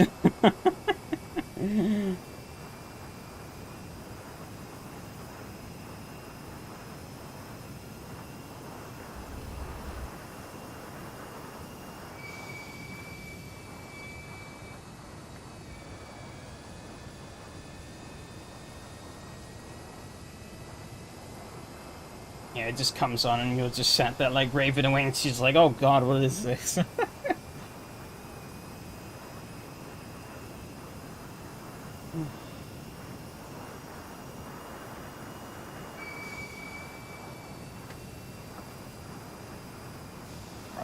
They seem to be pretty close, which is interesting.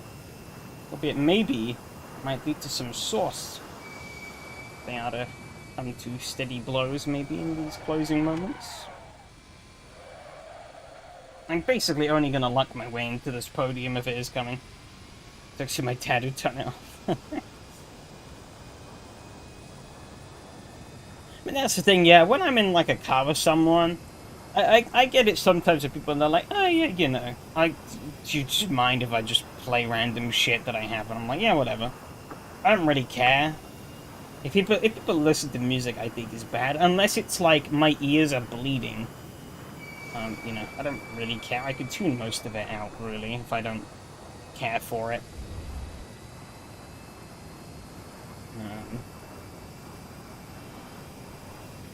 But then I am pretty open in my music tastes, so...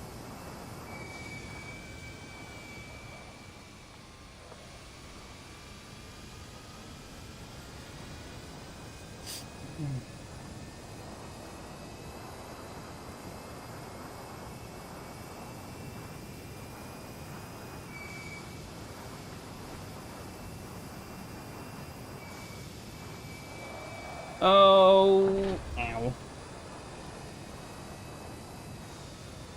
See the crashes coming from a million miles away in this car. You still can't do anything to stop them, though.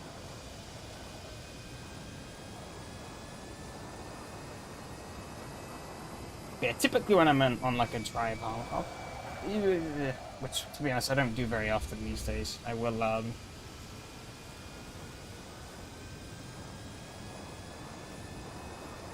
I will try and pick more sort of neutral songs, I guess. Neutral's maybe the wrong word, but songs that aren't really overly harsh in one way or another. They're not too depressing, they're not too aggressive either.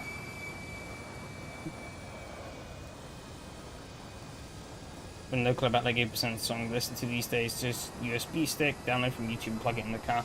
Yeah, that sounds about right. Most people don't.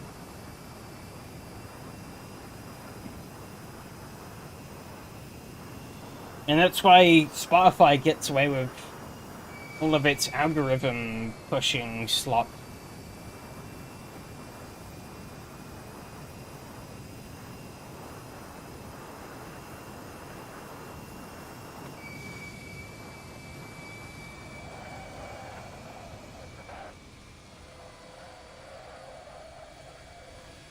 As we're changing this, and I'm just like, yeah, this is just about God.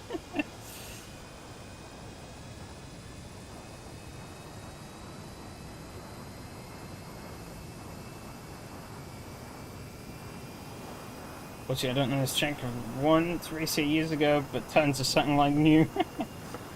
Yeah, it's not an easy combo, I'll tell you that much. I mean, you know. But yeah, I don't think anyone's having... Oh, no! Okay, we're alive, we're alive, we're alive, we're alive. I thought I just braked at the right spot. I guess I didn't brake enough.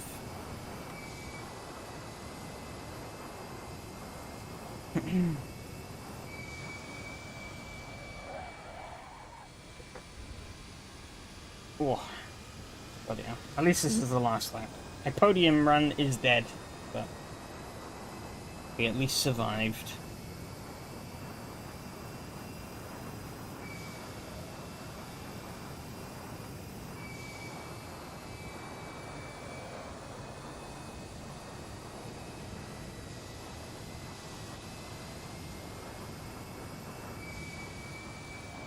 Oh, ow.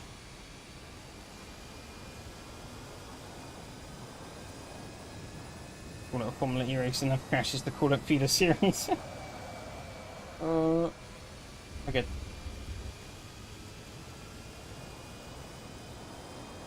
This will be the last lap, right? Yeah. This is one final lap, okay.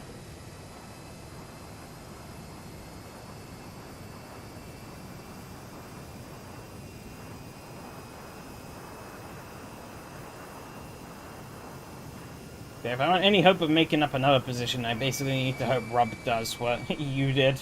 Crash into the shed. But I don't think he's gonna do that, so...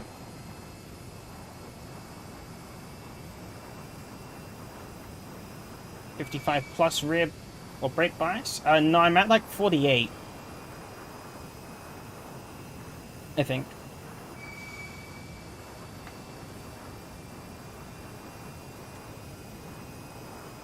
I can't check in the car. I'm twisting the knob, but it doesn't do anything.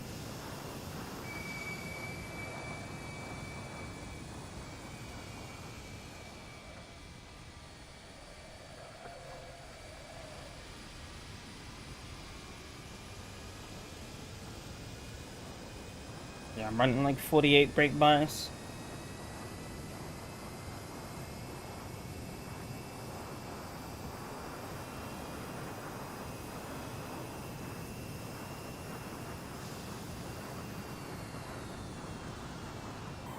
Oh, that was a bad idea. Bad idea.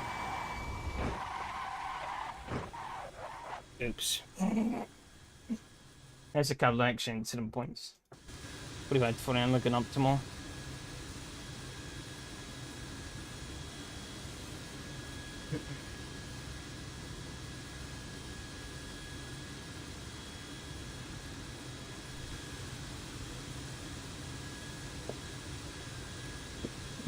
Wow, yeah, almost 20-second lead for Yari. Crazy. Oof. Madness.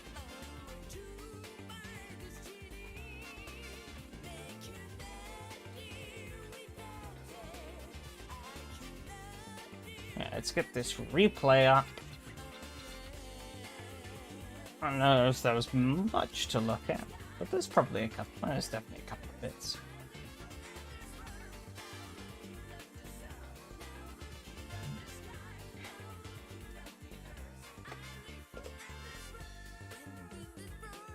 These anime vibes, what, from the music?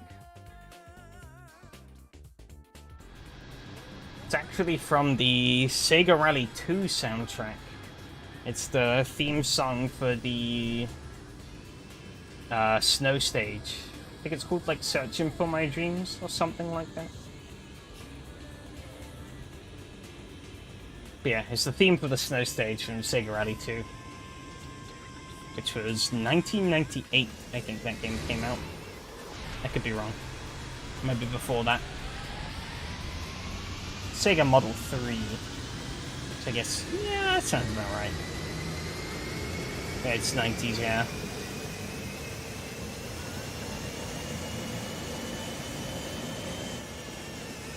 Easily my favorite from the soundtrack for Sega Rally 2. Okay, Henning got a little in the wall here, and I was like, alright, I'm going for it.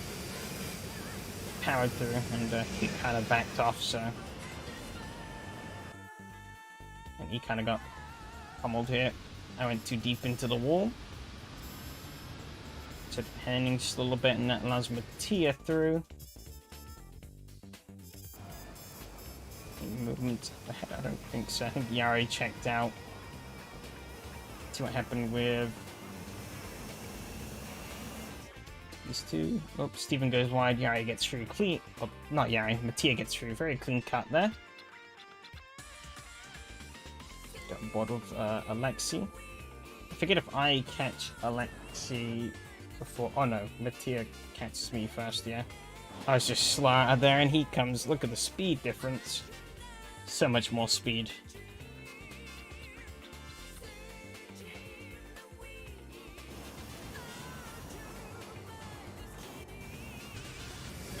Yeah, he gets. Let's see. Catches up to Alexi. Alexi goes a little wide here, which gives him the better run. And then he goes straight on into the wall there. Yeah, straight on. Bonk. Unfortunate. Which also allows me through.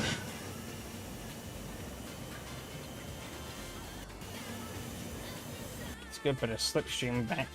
And then actually gets a run back on me, but couldn't really go anywhere with it, so. And then does get back past me. I forget how. I think I crash. But I got a shit run out of one of the corners, don't I? Yeah. This one? No.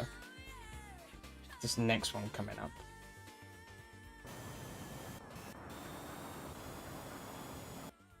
Up here. Yeah, this corner. I hate this corner. Bonk. Never get it right in any car. He got in the wall, but he kept more speed than I did, so just carried way more momentum. Oh, it wasn't here? Oh, okay. I thought it was this lap, but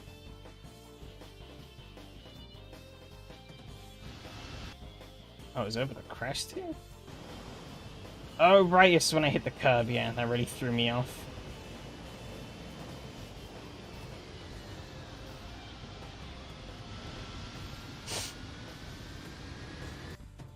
But he didn't get past there quite. Has Mattia grabbed Rob yet? No, he hasn't.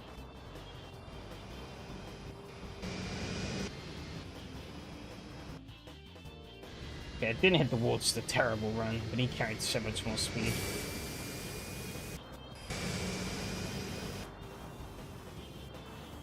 It sort of built that gap, and oh, just too much speed. Oh, straight in.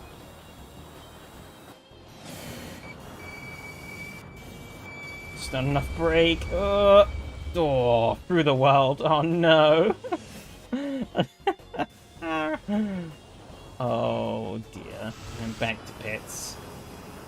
Tragic. Yeah, Mattia's caught Rob.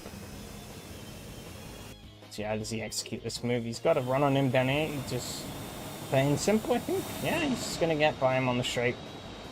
Clean cut. Oh no, no, no.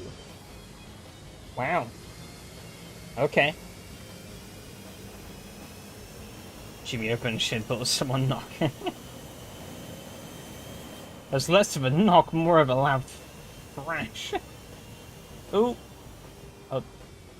Oh no. I think Alex. Oh, he came out the pits, barreled up the hill.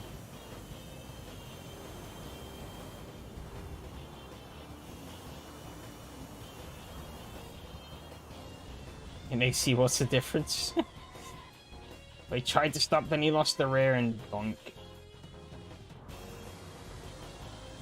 That's him out. Yeah, desperately trying to find a way through. Oh, Rob gets in the wall, and that was what done it. In the end, oof. Guess when Rob doesn't really... Rob stays close, but I don't think he ever quite, never quite materializes. What was that lap where I was almost from the wall? Almost wall road again. That was kind of funny. I think it was into this wall here, though, was it not? So. What's next? I have no idea.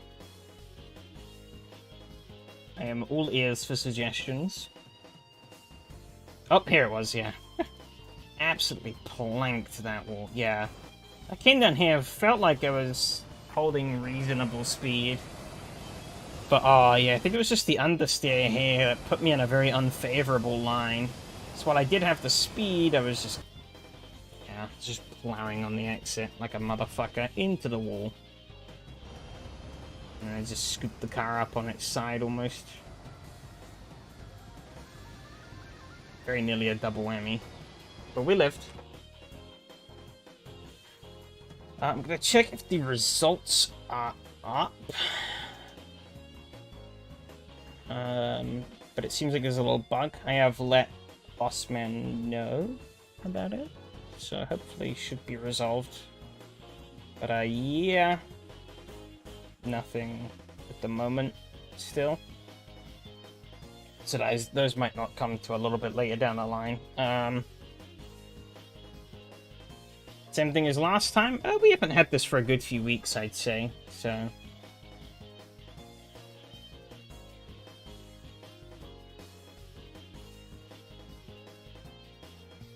But, when was the last time we had it? Oh yeah, it was for the last round of the last year, so almost a season ago. Actually, no. That was before... Oh yeah, no, it was exactly a season ago. I guess round 5 is just cursed. I'm looking at the Discord chat logs now. And I sent this through for round 5 of last season. So I guess, yeah, the 5th round is just cursed for some reason.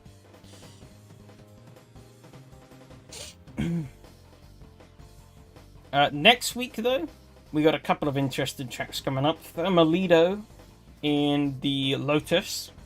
That'll be a fun one to end it on. And in the Renault... I forget. Oh, Bikarnieki Speedring. Oh, no. I forgot I put that there. Oh, that's going to be a fun one as well. Suzuka on Monday as well for Michael's series to round that off, which could be interesting.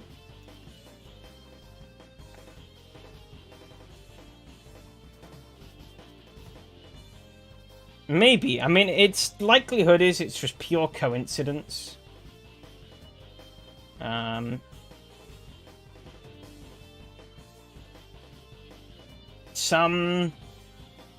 Some things happen randomly, and there's not much you can do about it without a lot of work.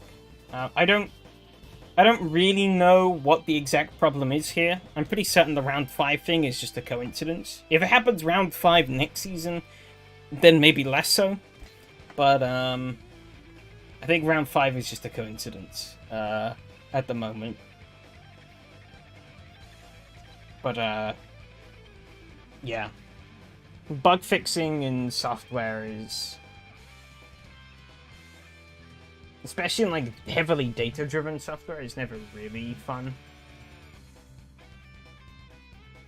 Yeah. Exactly, yeah. If it's 3 times in a row in the exact same circumstances,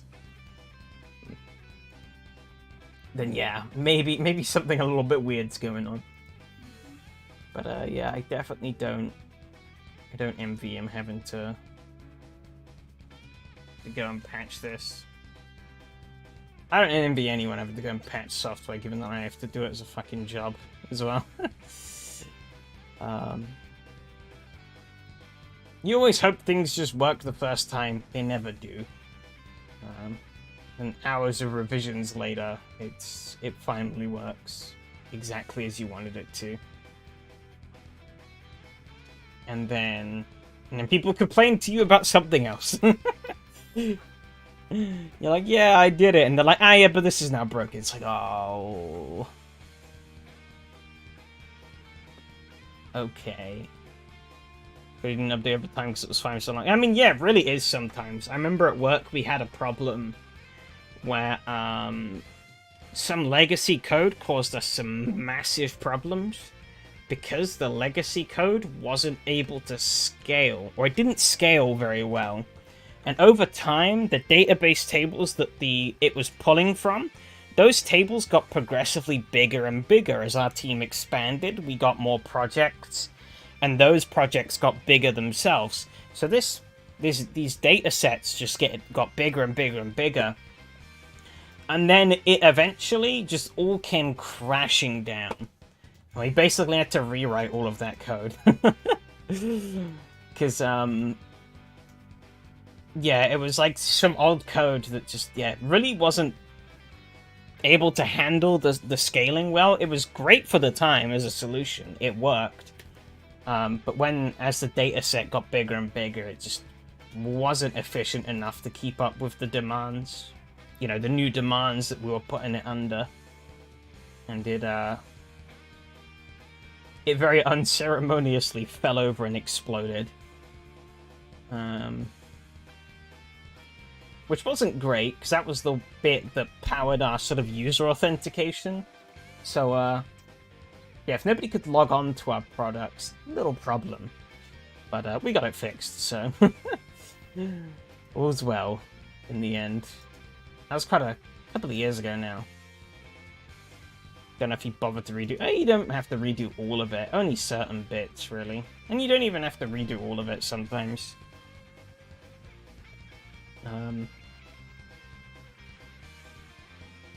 But yeah, when you're pulling in, the more things you have attached, the more things can go wrong. And I mean, seeing how horribly things can go wrong, sometimes, if anything, it's a miracle the website still works when all of this is going on.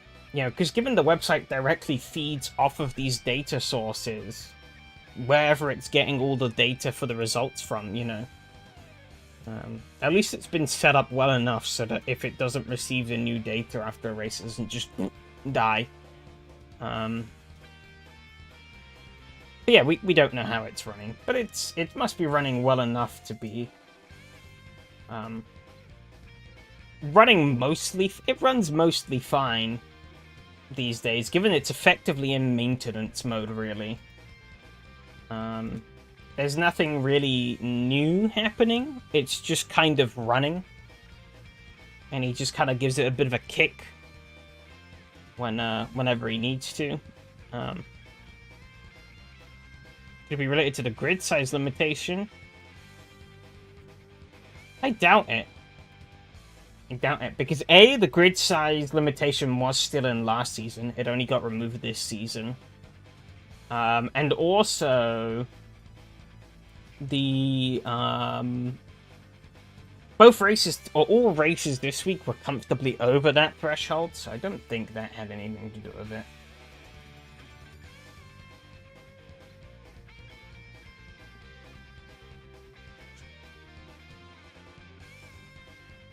That being said, I don't know exactly when he made the change, but I didn't see it being a thing last season, so I think the change was definitely made this season for the grid size. So, code overlap. I don't know. It could be a billion different things.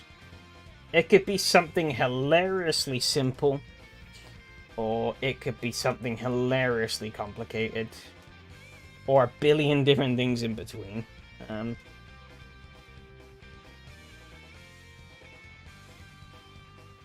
He's the only real one who knows at the end of the day.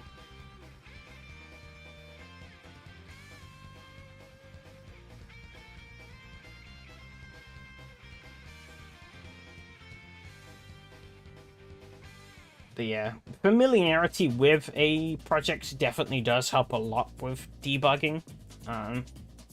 Because you can generally get a gist from what you get fed back to you of being like, ah, yeah, this is probably what's wrong. But, you know, say if, like, I was to get access to the code to fix it, I'd probably sit there confused for about a month and being like, I don't know.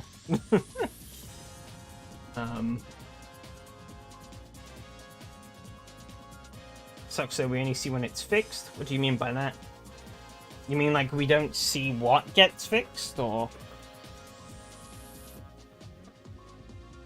I'm not sort of fully sure I read. Oh, are there patch notes? Oh, no.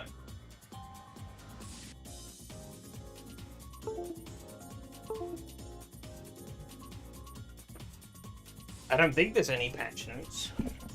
I mean, I guess there kind of are.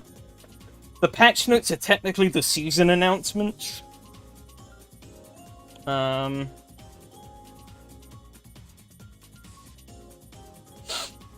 see, this is where... Here's a valuable thing. See, a software developer's worst nightmare is documentation.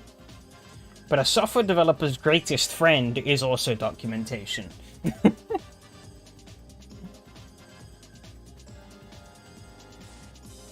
You keep good track of everything, and it makes life so much easier.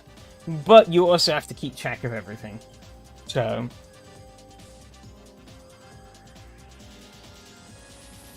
it's sort of a paradoxical thing. It's like we've recently been talking about documenting some work of ours that hasn't been documented in years. Well, it was documented years ago, but we've changed it a lot since then, so that documentation is no longer fully relevant, so we have to go and redo it. And then it's like, oh... nobody really wants to do it, but somebody has to. And everyone's just kind of grimacing, hoping it's not going to be them. Luckily, I don't think it's me, so I think I dodged a bullet there. So I will happily accept that.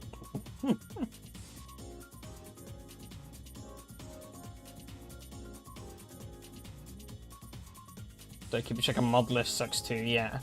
Like, realistically, anything is better. Like, keeping track and keeping things documented is always very useful. I don't think there's ever a time where it's not. But, yeah, keeping that documentation up to date is usually always where the problems occur. People aren't very good at keeping documentation up to date. And, that's where it all falls apart, really, a lot of the time. You'd be like, oh yeah, what's this? And then you go and look, and you're like, oh, the documentation hasn't been updated in, like, years. Oh, no. It's, like, 6 years out of date. How am I gonna read this? And then you just, like, cry on the internet for you until you find your solution. Or something, I don't know.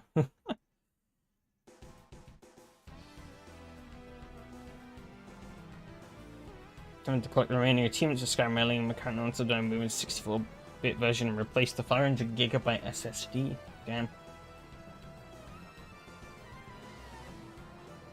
Oh, actually, let's see.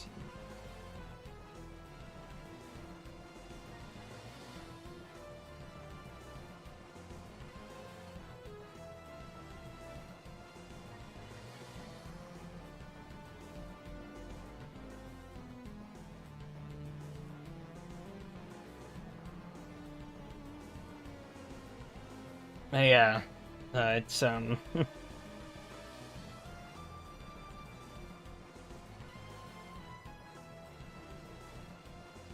Any modding scene is on slowing down. I mean, I guess it's only natural, really. Nothing can hang around forever, really. I think everything and anything will... You couldn't keep making shit for something for so long, is essentially what I'm trying to say.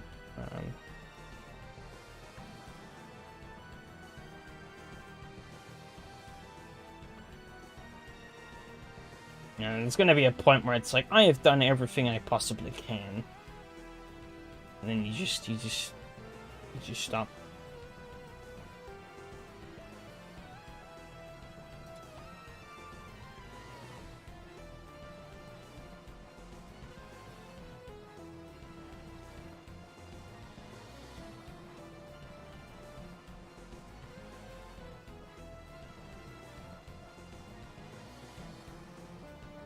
I guess Stafford flipped the bird on the field. Yeah, that's the sad thing, is really all it takes is one shit game, and it can completely soil your, and completely soil your sort of like feelings towards a franchise, really. It's like, I'll be honest, since since I got kind of burnt with Halo Infinite, I really haven't played a lot of Halo since, to be honest.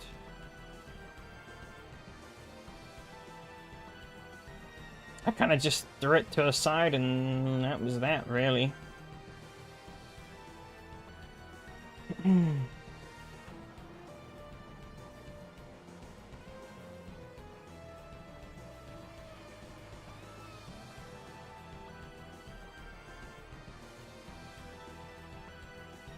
Thought New Vegas is still kicking around. Yeah, different things swing around. And get more or less relevant as time goes on.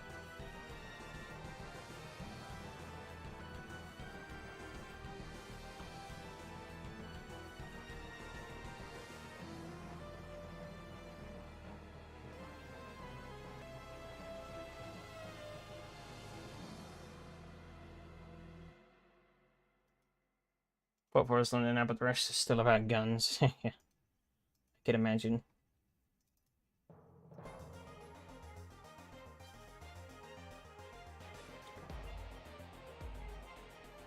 Uh-huh.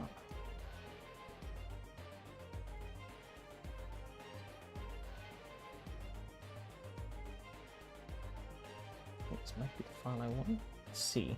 Can I get this to work?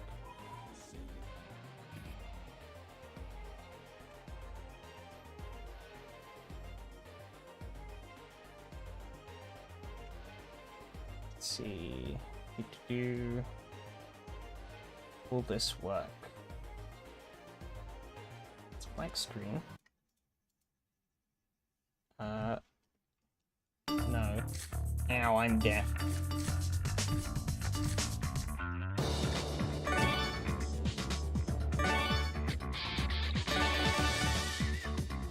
I don't know if this is even... Easy left. Ow.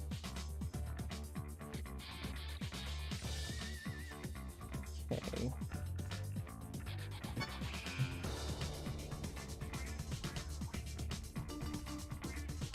Oh, it's working. Cool. Okay, so Road War Team Rocky City will go now that PDG is barely chugging along. We'll see. I think it'll probably be a bit slow. At least for Raid. I think Raid will be slow. But it might pick up over time.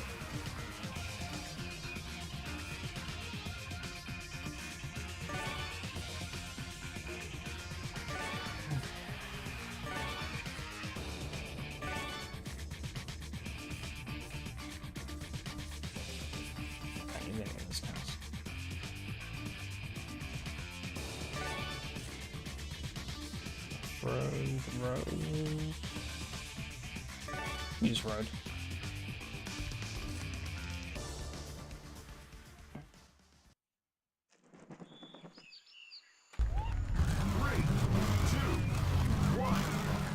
I think that Rocky City definitely got a lot more notoriety because of 803 shit in the bed royally. That's for sure. I don't know if that game would have gotten as much attention had it not have.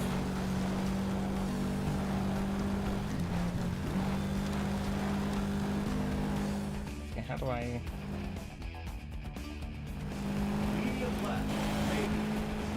That's a bit better.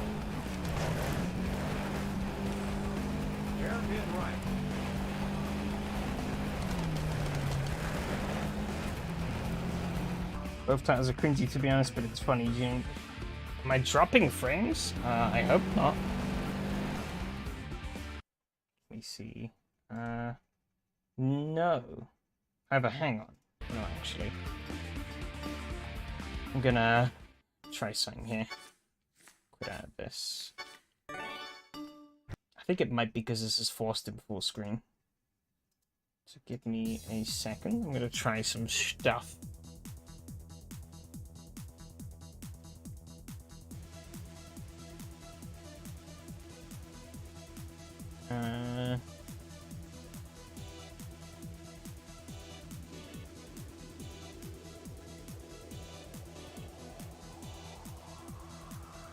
It's one of those annoying old games that loves to run in, well, only really runs in full screen. But like, it probably would run fine in windowed. I mean, it will run fine in windowed. It's just there is no option because fuck you.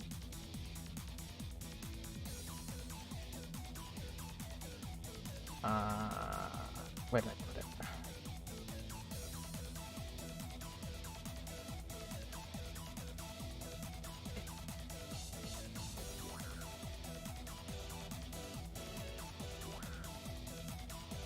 Could also be YouTube, yeah.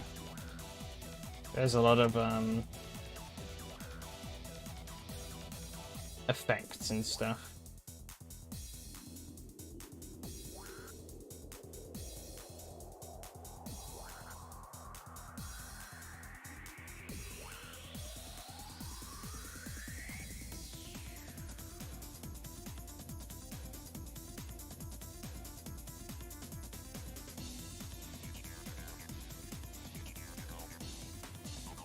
Will this work?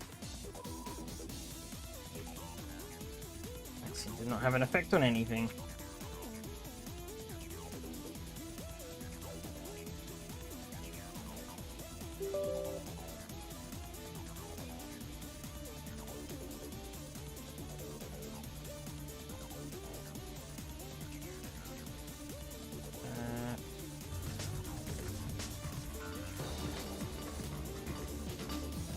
Oh, whatever.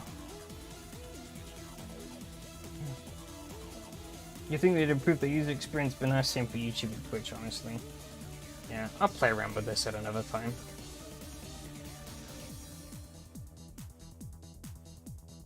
Wow.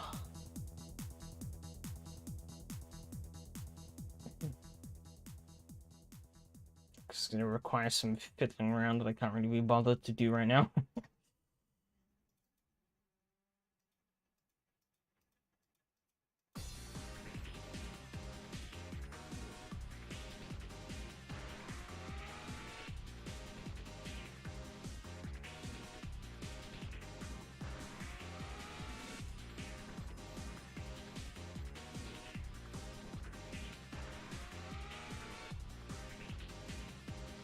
Press another tab on Twitch. Stream drops to 360p at least for YouTube a force quality stay at 1080p with an extension. Fair enough.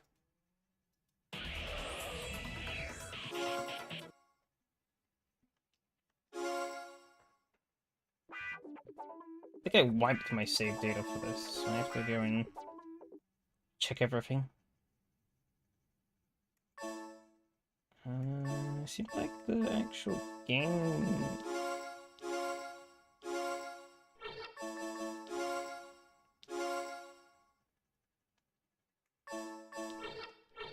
The actual controls seem fine, but I think it deleted my career progress, I guess. But we're not gonna bother getting into the weeds now. Just want something for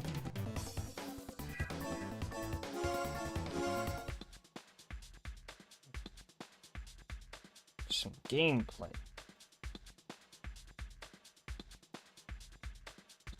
I didn't mean to pick this up again because I have a...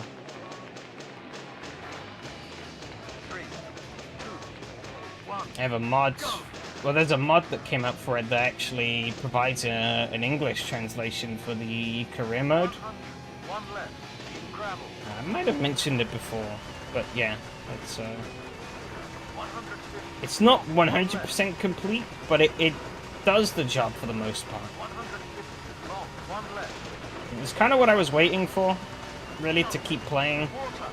Because much as it was funny to do the translations and stuff, it was... Oh, that's a big jump. Okay, this isn't Sega Rally 2, I can't get away with that.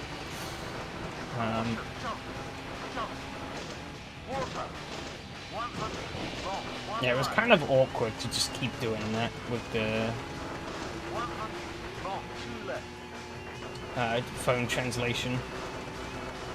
What did the original Sega Rally? Oh no, that's Sega Rally Revo. Oh, you mean like...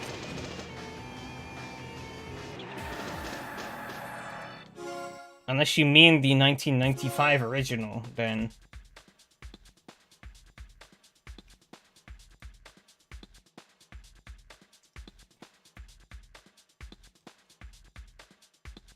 Yeah, that's not yet though.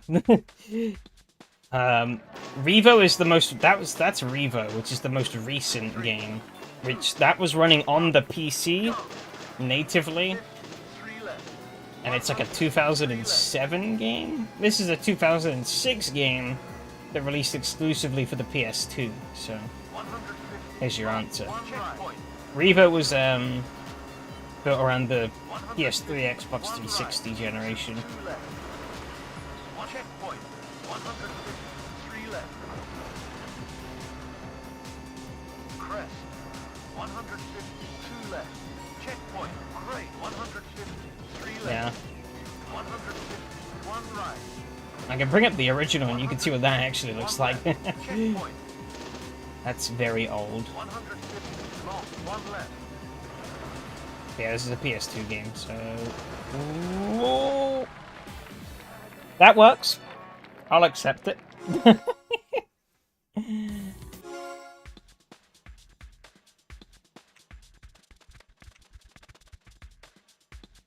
Fast forward a little bit in the loading screens. 3, 2, 1, go! 8, 4 right. 102 left. 101 right. 1 checkpoint. 153 right. 152 right. It's usually the Sega Rally game with the most content in it, though. Ow. Very low. 1 left. I mean, Revo probably... I think Revo has more cars. This doesn't have many cars, really. Revo's definitely got more cars, but this has more content.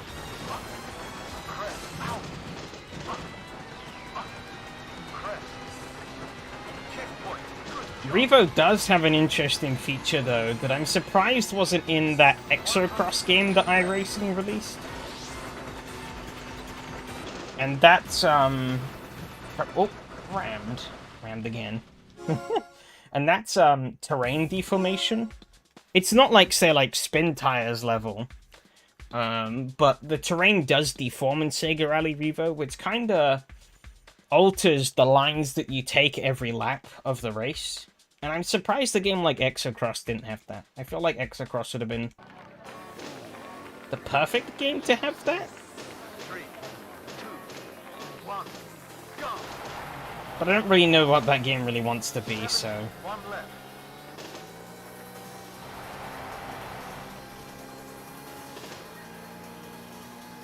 Narrow.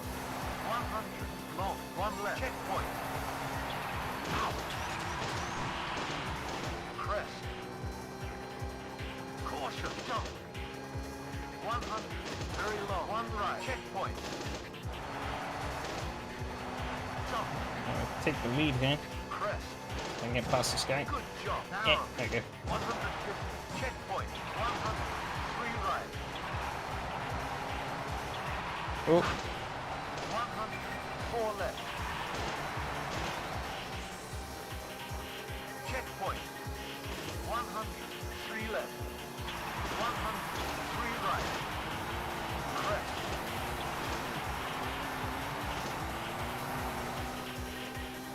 You're doing great. that window is smashed. I think this is the only Sega Rally game that actually has, like, visual damage on the cars. It's only visual. Doesn't actually do anything. How do I... Oh, there we go. Day 44, I don't know if that was quicker or not. I don't think it was. Yay, we win! Alright, then it break. Oh no. Okay. This used to be broken, so I think the mod might have fixed this? I don't know. Remember that screen used to be broken. It used to just go to nothing.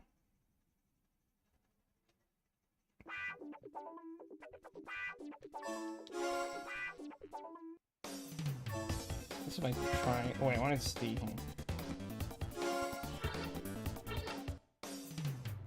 That might have been the fastest time, actually. 3:44. Huh. I'm surprised.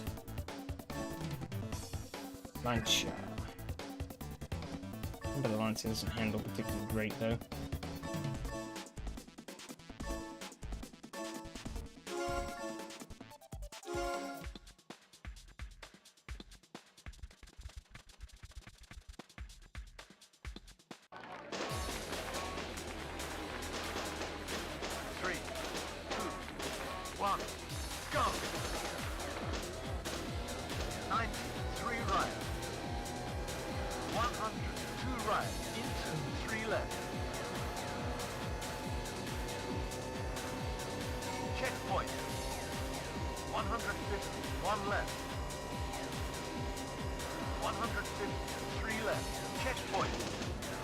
Speaking of old games, though,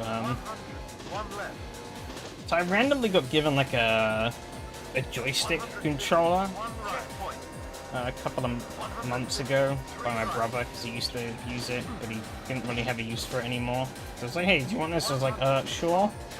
I guess I'll take it." And I've now been trying to find a use for it, and I thought it would work. I remember that I had some old, really old PC games lying around. One of those being Wing Commander Prophecy, which is like an old spaceship sort of game. With like really cringy FMV cutscenes and the whole shebang. I was like, oh, you know what? I'll try and get this working on my PC. And to my shock, it just works on Windows 10. It just works. Use rally handbrake? Nah, it's not really reliable as a handbrake. I have to keep both hands on it effectively. It has no real dedicated mount. I'd have to hack one up, really.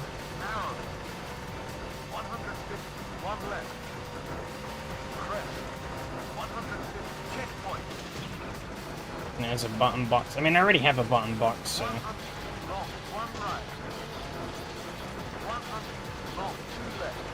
But yeah, I got it all set up. I got like Wing Commander all set up, which I was surprised again just worked.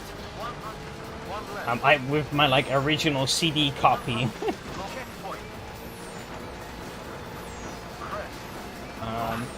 There are a couple of patches you can get that make it run even better on modern PCs, but even without them, the game just runs.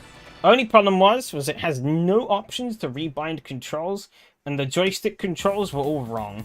They're all like inverted, and I couldn't uninvert them, which was like, this is so fucking annoying.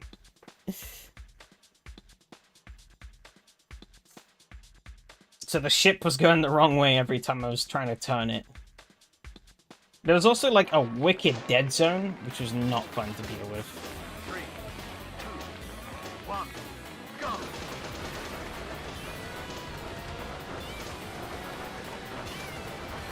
Now, 100, 2 left. 100, 3 right. Checkpoint, 150. 100, 3 left. 100, 4 right.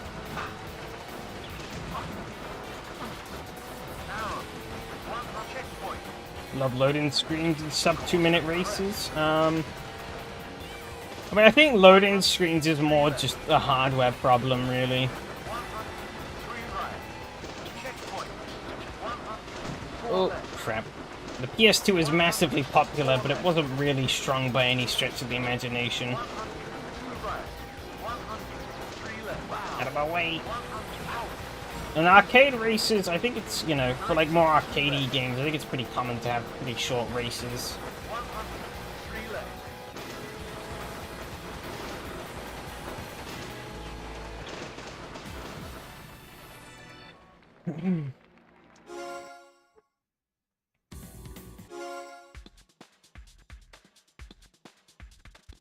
I'm surprised the loading times are so bad for a game this late on in the PS2's life cycle, though. One, go. Feel burned out of all the unskippable stuff in it. Jeez, that bad, huh? Narrow. 153 right. Checkpoint. 104 left. Wow. Wow. This guy out of my way. One checkpoint. Come on, teammate. Team orders. I am faster than you. 102 right. 103 Another one up ahead? left. No, it's a Mitsubishi. Okay. Just LODs. 100 And checkpoint. the fact that I'm riveting around everywhere. 90-mile-an-hour hairpin, as you do. 5 right. Oh, I'm Checkpoint. floundering big time. I'm not gonna win this. 102 left. Well, should still finish though. Gonna get third.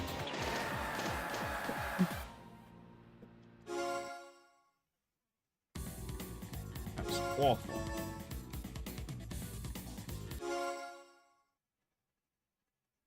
Yeah, last of all my runs. Oof. My best was in the 307. Ooh, ugly car.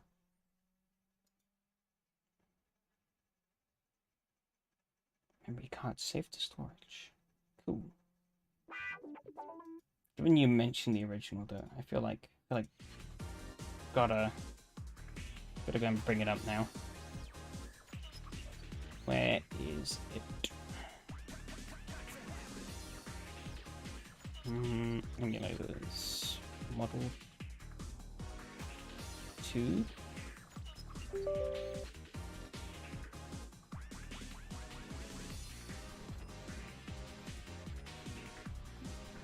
Sega Rally. Where is Sega Rally? Sega Rally Championship.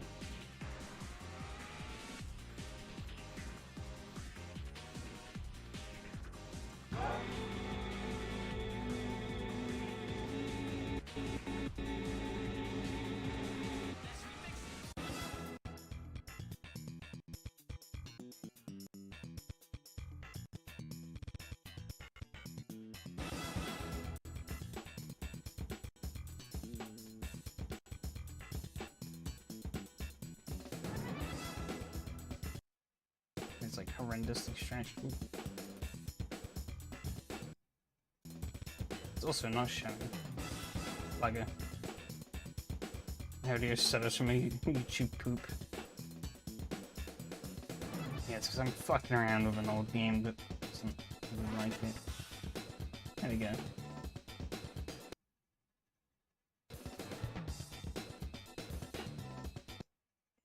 I've accidentally stretched it. Hang on. Trying to get the window size right. Nope.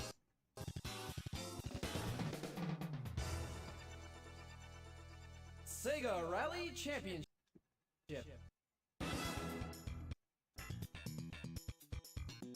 Yeah, normally this looks a lot better in like full screen, but oh, there you go.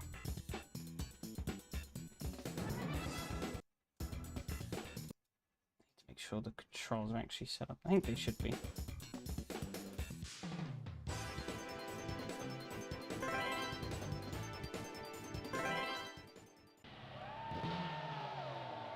Okay.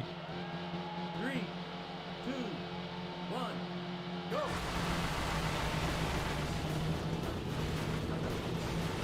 Easy right. Oh god, this show's so slow after playing 2006. Easy right. Over jump. Easy right. 2006 is so much speed. Long medium right. Checkpoint. Easy right. Over jump. Out of my way. Oh, that didn't work. Easy left. Burner game's in a nice shell. Easy left. Easy right. Oh yeah, I missed that. Just dapping around. Wow. Very long. No, I'm too easy busy right, baby. trying to read and drive.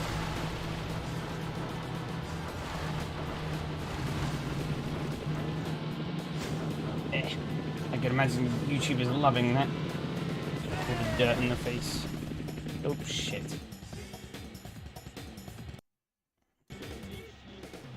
Get a menu, select events, select car.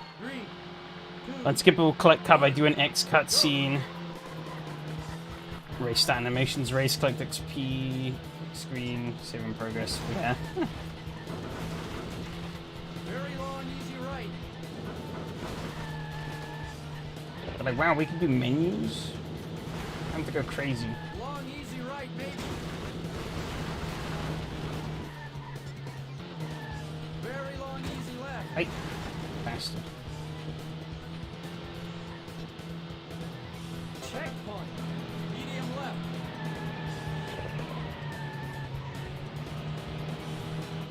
Medium left, maybe. Wow.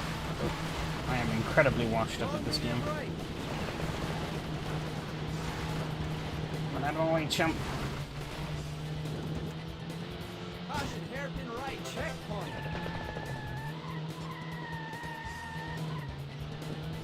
Hey, left.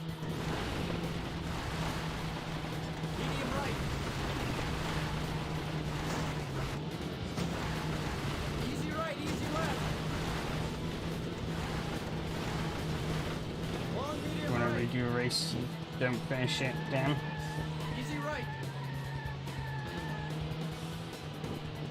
Yeah, it's kind of dumb. Oh, this is not good.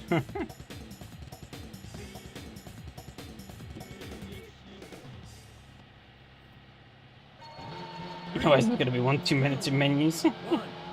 Go. Easy left. Easy left. Easy right. Easy left. Checkpoint. Hey, left. Medium right, maybe. Long, easy left. Caution, hairpin right. Out of my way, Salika. Oh, he's doing his thing. Long, medium left. Checkpoint.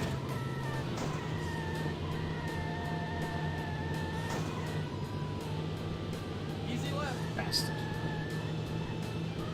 Easy left, I maybe. might actually make this. Medium left. Medium right, Ooh, checkpoint. yeah, this is gonna be very Easy technically left, fun. maybe. Easy left, maybe. Long, medium right.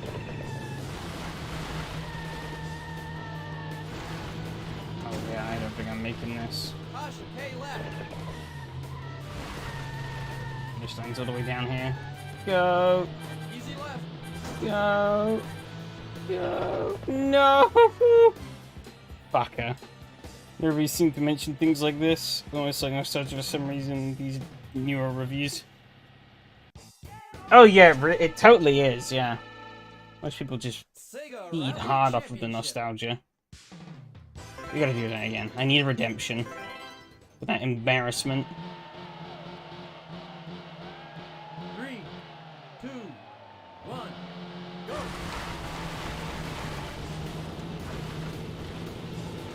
Easy right. Easy left. Easy right. Over jump. Easy right. Long, medium right. Check one. Easy right. Over jump. Yeah. And like, yeah, one of my big problems with a lot of like retrospect, like a lot of these sort of like nostalgia heavy reviews is, yeah, they do gloss over a lot of the problems games have, which is kind of annoying for new players because they're likely not going to have much. Oh, so close. They're not really going to have a good idea as to what they're getting themselves into. You know, some old games are really fucking fun, but they also have a lot of problems. A lot of things that aren't so fun. And you kind of have to sort of look around the not fun bits to get to the fun. Very long, easy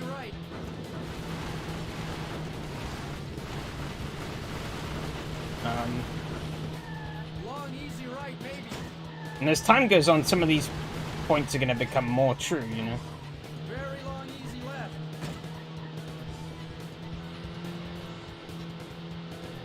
Checkpoint.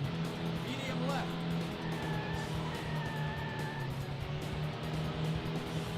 Medium left, maybe.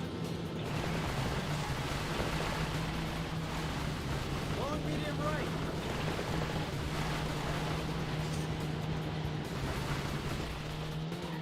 Even that.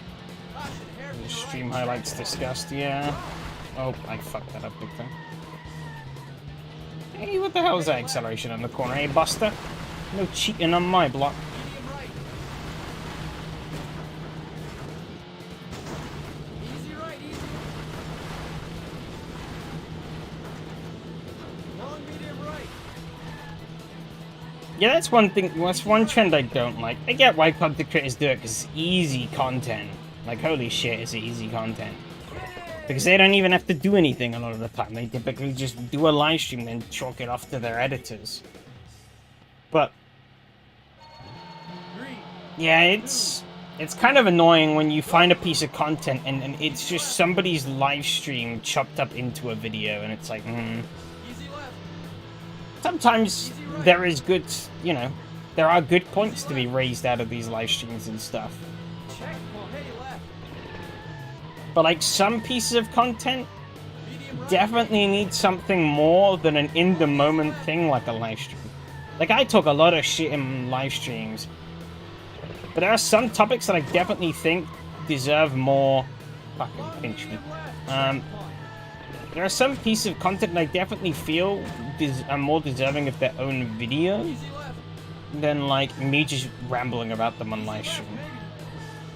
I sometimes do still ramble about them on live stream, but you know, Medium right. Check. sometimes my opinions between what I say on the live stream and what I say in the video will be different because, Long, medium you know, I've actually had time to properly think things through, weigh up my thoughts on the matter.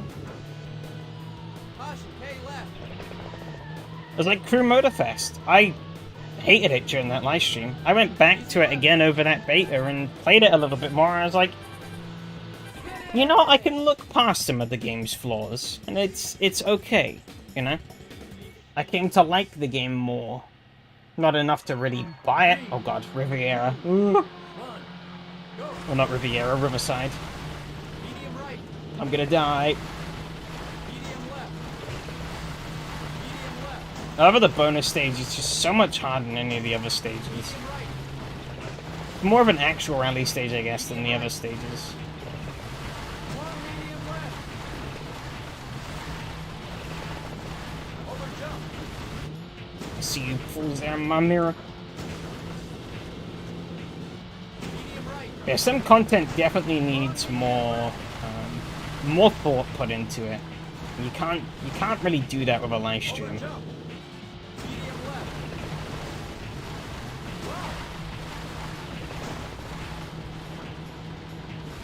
Hey, right.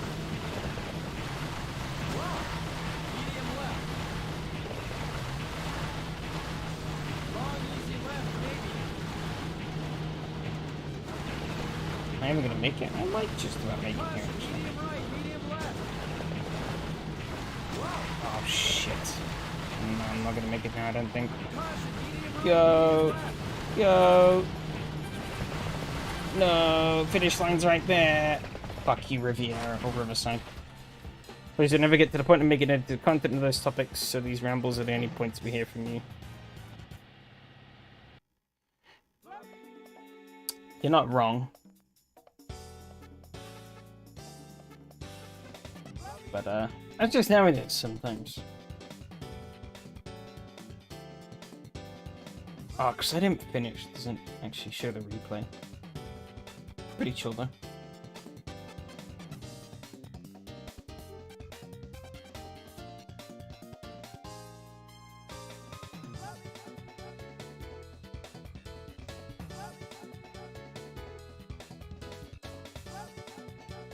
That is the whole game, yeah.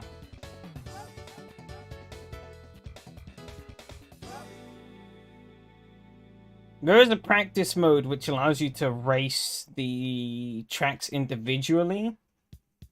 But, yeah, I mean, this is an arcade game from 1995, so...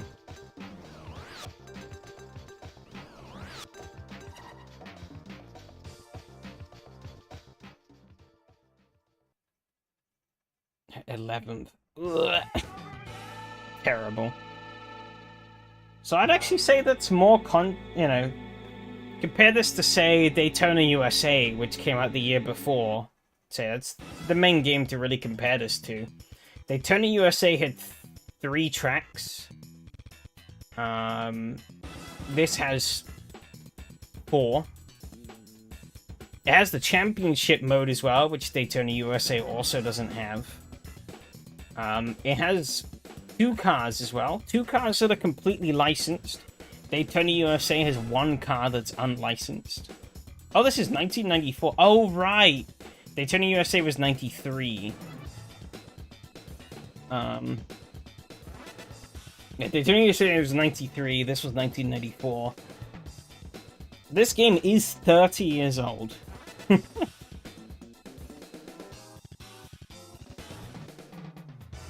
And this was the... I mean... Sega Rally Championship. For a 3D game, this was pretty remarkable at the time.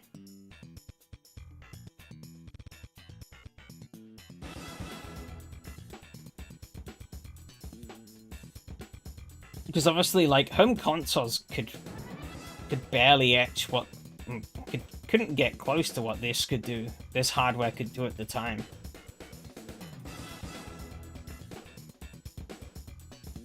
I mean, you look at, say, the port of Daytona USA to the Saturn. That is a huge downgrade from the actual arcade game. But it was considered a technical marvel at the time that they even got it working on the Saturn.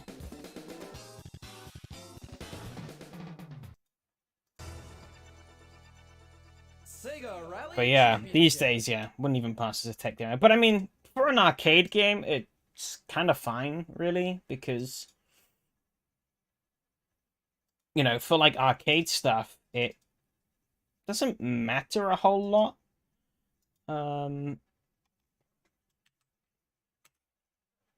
Because I mean, it's, you know, it's designed to eat your coins, and that's about it, really.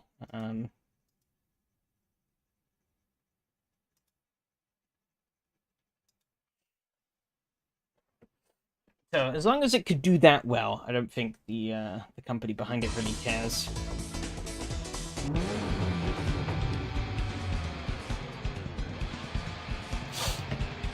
Why is the... Uh-oh. God damn it. Why are the controls not working? Hang on. Wonder if I need to run this instead. Did I set it up for this? Sega Rally 2. Shit, which one do I have? This one. I'm gonna guess and pray.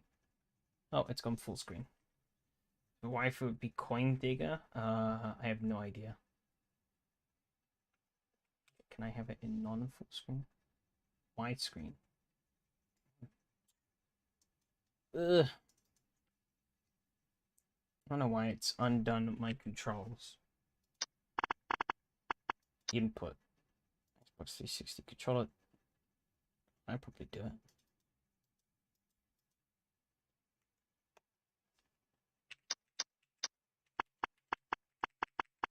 Oh no, wait.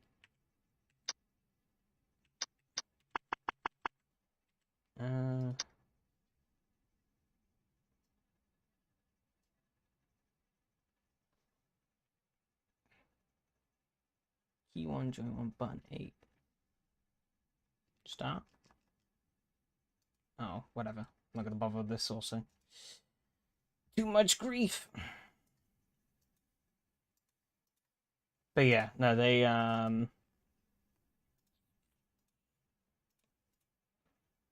arcade games didn't have a lot of content because obviously, well, yeah, they weren't supposed to be played over and over and over again ad nauseum into the ground. Of course, when you play them on home systems, that then kind of falls apart because you can just do that. Is that gonna... Oh, there we go. Get ready. Ridge Racer World Tour. But yeah, you know, they obviously didn't really think about it at the time, and also hardware limitations kind of limited them on what they could do anyways. Put it for SRS Race Link. Screw it. See how many races we get. I'm gonna cry as well, because it's gonna be... I did one of these the other day, and it gave me like the same 6 tracks. Or like the same 2 tracks on repeat, and it was very sad. Demo EO. Get ready to race. Ooh. Okay. Funky track to start things off. 3, 2, 1, go! Not bad, but don't let your guard down. 3 laps to go. But yeah, obviously, yeah, as the 2000s came around, content in games started to get a lot more.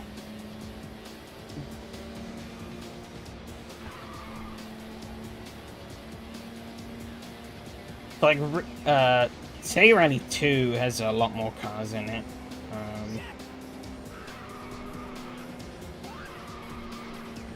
The Ridge Racer games, for example, seeing as we're playing one now, they got more and more content in them over the years as well. I think even, I don't remember when Rage Racer came out, probably 97, 98, but that had quite a lot of content in it. For how old it is.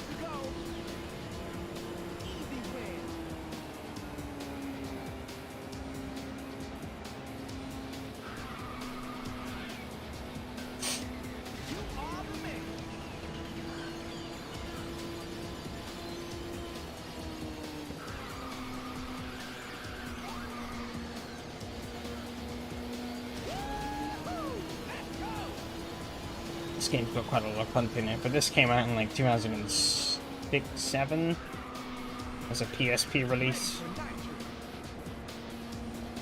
Oh, that was a great line through there. It was essentially just the greatest hits of all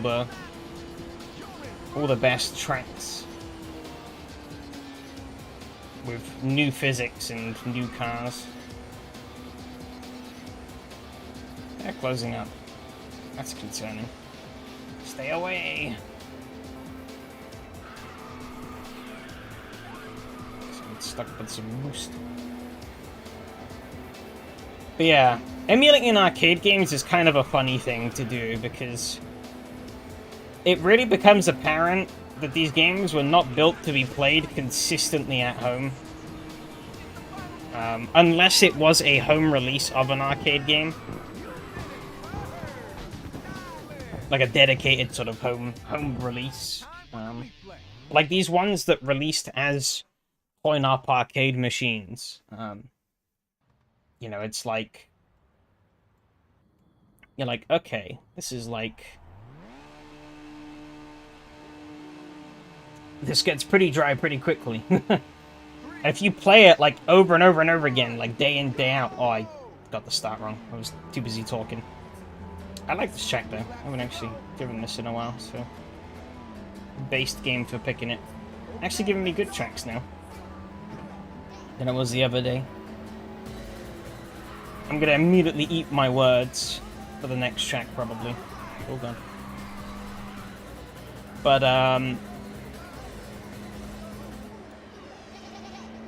yeah, they really fall apart when you start playing them day in, day out, because they were never built to be played that way.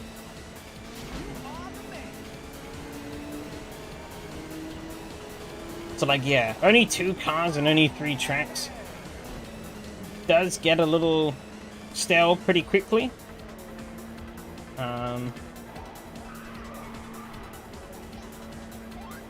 But, you know, it's a fun game to play every now and then. Have a couple of cracks at it, put it down, pick it up again in a couple of months, you know, every now and then. Because, I mean, no matter how many times you play it, it's still a good game. I still like Sega Rally. But you kind of... It's something that you have to enjoy in moderation, really. Because if you just mash it out for, like, days on end, you're gonna get bored of it very quickly. Oh, shit. Yeah, there is needs to be a middle ground, yeah.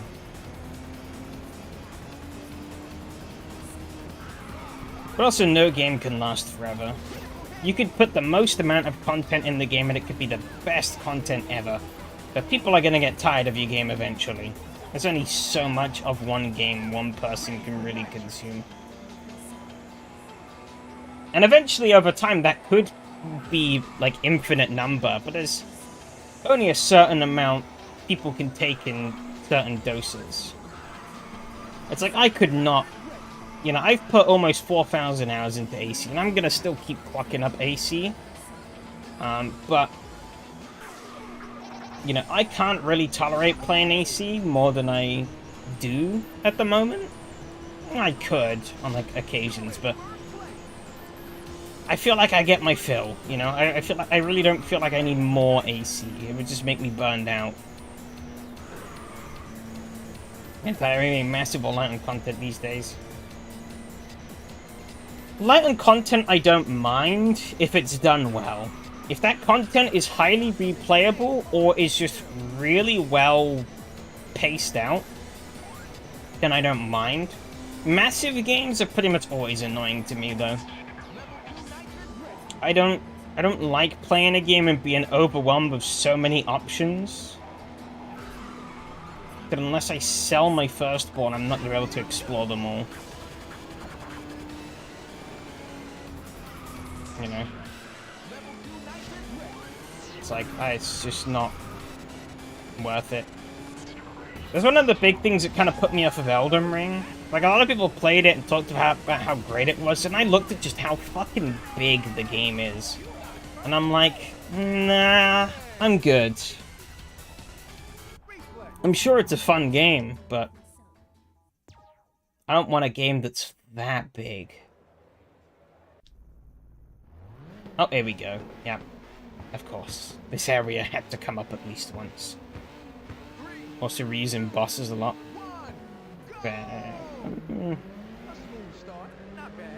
Not surprised, given the scale of the game.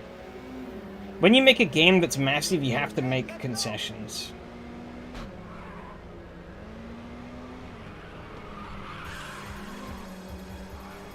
Ooh, getting in the weeds of traffic. Yeah, fire games, yeah. I was surprised when that came out. I was like, damn, this is pretty cool.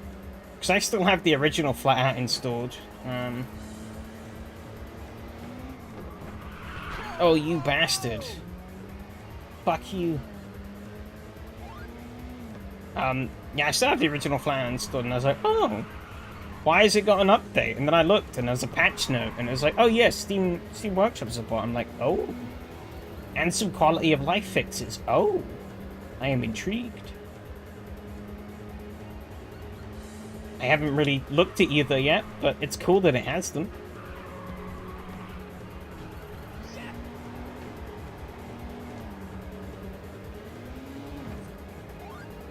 Like, you fight the same dragon 8 times in the DLC, Jesus.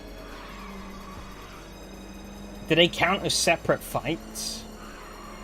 Well, I'm guessing they do, with the way you're saying it. Because otherwise then you fight it once, just people fight it multiple times. So, but yeah, no, yeah. Ignore my question, stupid. Of course it's 8 different times. Hey, maybe that dragon is just very persistent. It is open world. Yeah, that's one thing that kind of killed it as well. First was learning it was open world. It's like, I don't know, I feel like Souls-likes definitely work best in these sort of more traditional open-ended linear maps. Like, you play like any Souls-like with like more conventional maps, and it's like the maps are pretty... Oh, I wasn't paying attention there. The maps are pretty open. You have a lot of freedom as to where you can go, but there is a definitive start and end point to the map.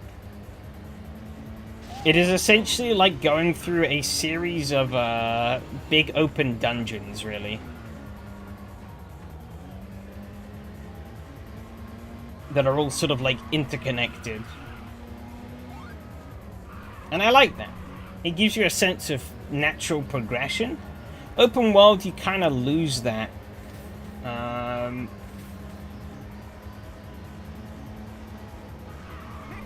Yeah, open world, you kind of lose that, because obviously it'd be an open world and the fact that you could just go anywhere. But also just how big the open world is, you lose that even more. Let's take it because they're sort of going to stop killing games, at least my wishful headcanon. I don't know. I don't know. I don't fully believe that.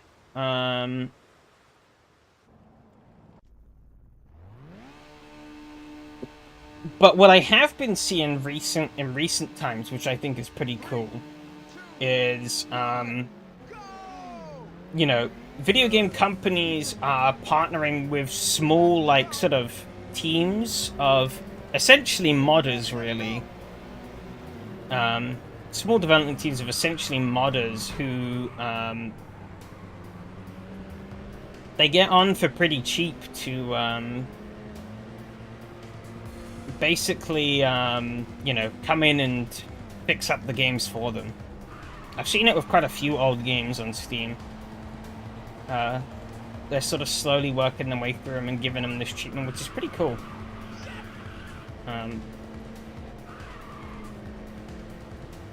You know, they're being sort of officially contracted by the game company to be like, hey, here's some money, go and work your magic on our game. That's how the, like, Cinetic games have been brought back, like World Racing 2, that got its surprise re-release. That was all basically handled through, like, modders, effectively. Out of my way, bitch. You know, they hired someone and were like, yeah, go and do it. And it's probably the same case of Flat Out, to be honest.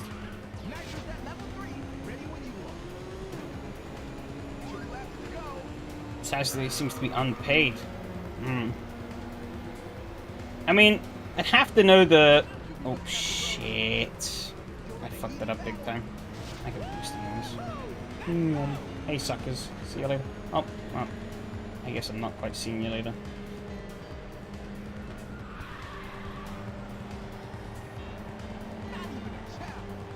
Come on, out of my way.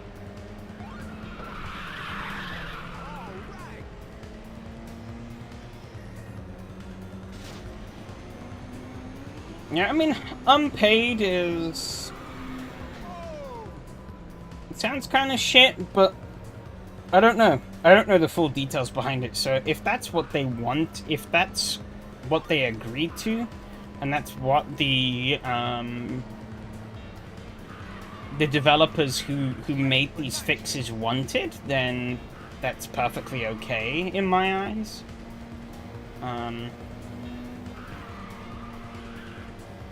Of course, realistically, I feel like they should have gotten paid for it, but you know, if they don't want it, then so be it.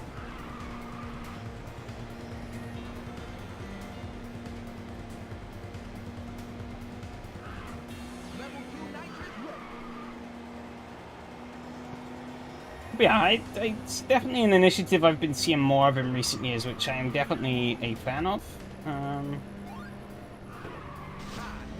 You know, because these people are passionate about the games, they know what they're doing. Instead of develop the original developers or publisher, just like, you know what, yeah, fuck it. Do it.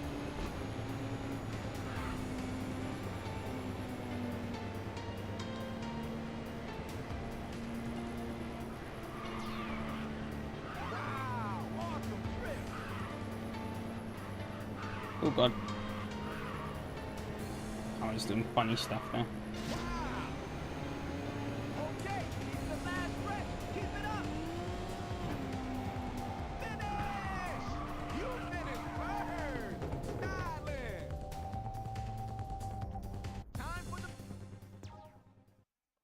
We have more rounds, haha.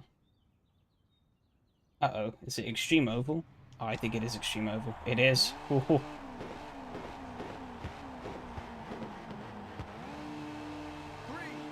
2, 1, go! A smooth start, not bad. 3 laps to go. Yeah, it will be interesting to see how Stop Killing Games pans out. I've been hearing the petition's been coming along pretty well for the European Citizens Initiative. Whether that actually goes anywhere, if it actually passes, who fucking knows? And if it does go anywhere, what are the ramifications of that? Again, who knows? But hopefully it'll... Shit. Why did I try and drift there? That was stupid. Hopefully it'll become apparent as time goes on. That Thor take was so dumb. Yeah, I found that pretty funny, actually. Like, the community that he's built up, it was a pretty hilarious case where his whole community basically turned around and was like, bro, you're wrong. You very rarely see that. Oh, you can't keep on going. Coming through. Yeah, almost his whole community was just like, at least from what I saw, was like, bro, you are just wrong. But yeah, his take was pretty bad, and the fact that it wasn't even... I don't know. The thing that made it worse, though, was that he wasn't even willing to go on and discuss with Ross about it. He was just extremely dismissive of it. And it's like, if you have a genuine problem with him, then talking to the guy who's doing it would be the best course of action. You could actually maybe get something changed. But sitting there in the corner being, no, fuck this thing, it's rubbish, you're not going to achieve anything.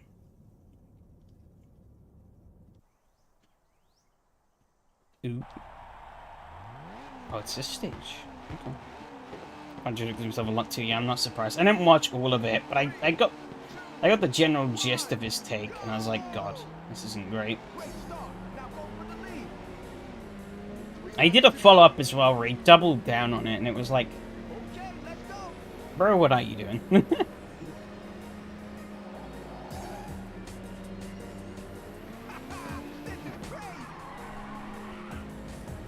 Man, these Rage Racer tracks are pretty cool.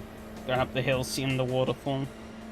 And just like the absolutely ridiculous landscape, and it's like we come up this tunnel and whee! Well, I'm gonna jump over him. Not quite. I was a little off to the side.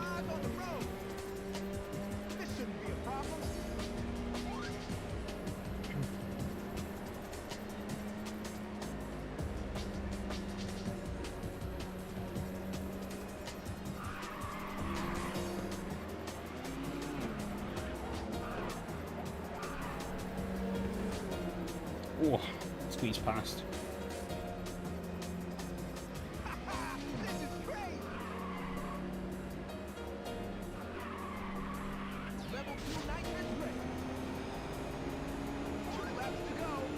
But I mean, it's like, yeah, is the petition perfect? Probably not.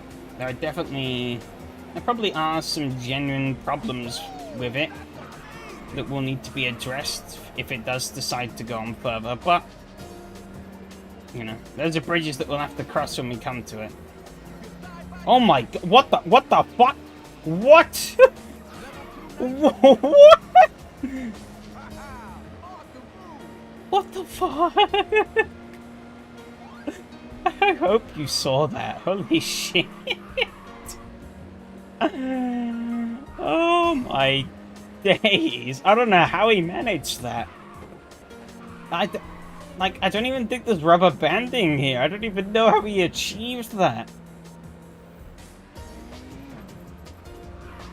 I'm staggered.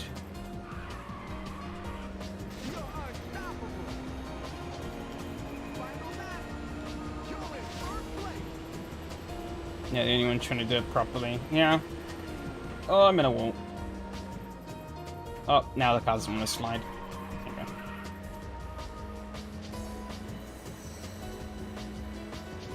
Oh my god. You gonna do it again? No, I don't think he is. If I can, I need to watch the replay. I need to try and see if we can see what he did. I don't remember if the replay in this game allows you to look at other cars. I pray it does.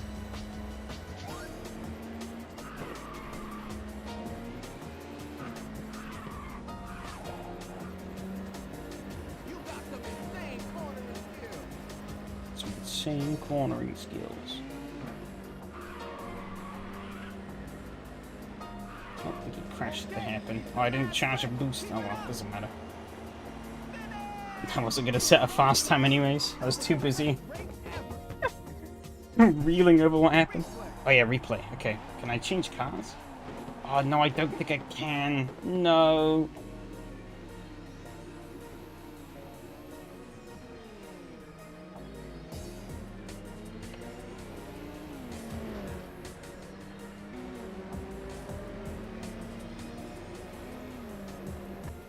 Maybe if I save it and go back to it, it might work.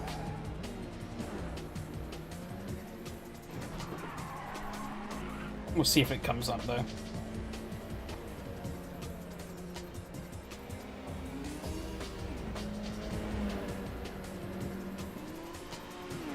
Oh, great camera view there.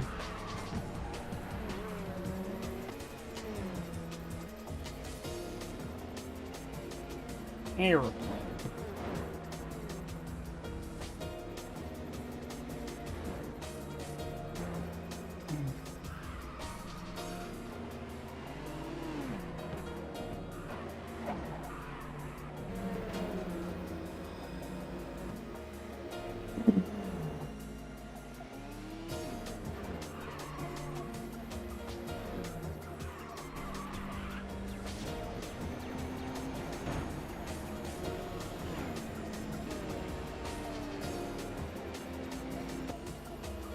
Was it on this? Yeah, it was on this lap, yeah. It's this guy, yeah. The blue EO. Isn't he hits the boost? Where is he? I can't even see him in the tunnel. Oh my god. There he is. He just crashed into the wall at the bottom there, I think, and died.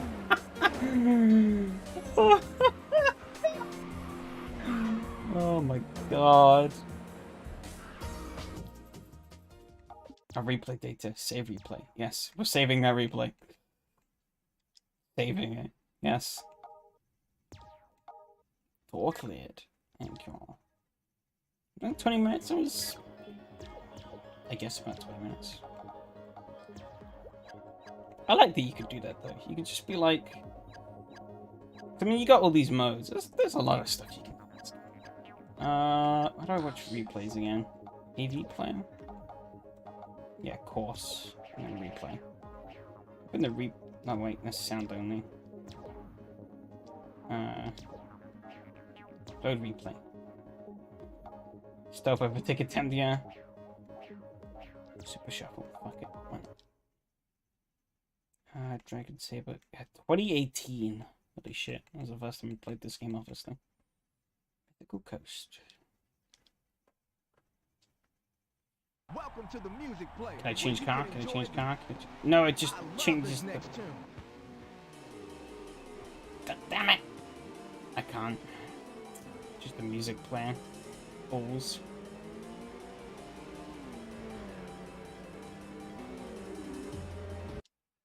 Sucks.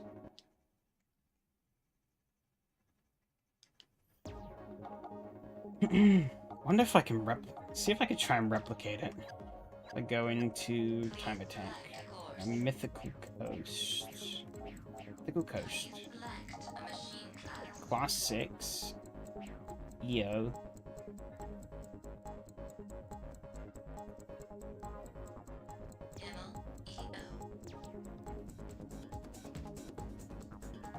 Ghost car off. Don't need him. Get ready to race. Oh yeah, the course is in excellent.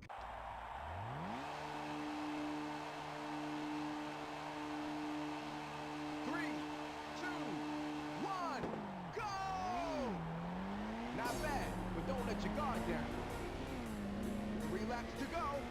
So we're gonna just build boost on this opening lap and then go for it.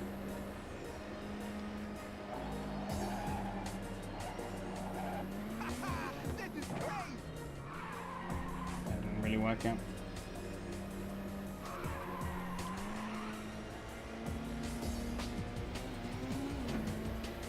I shouldn't have boosted up that jump there.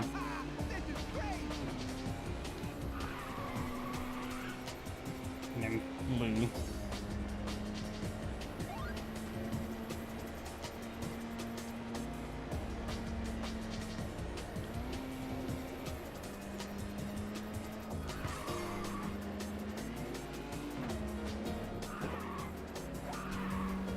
Come on, charge.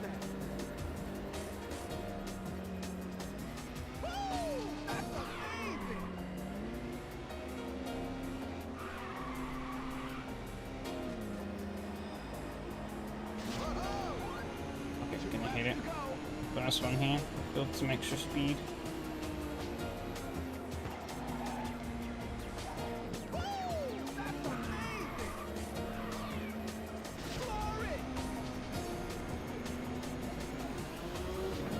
I don't know, speed. How did he build that much speed?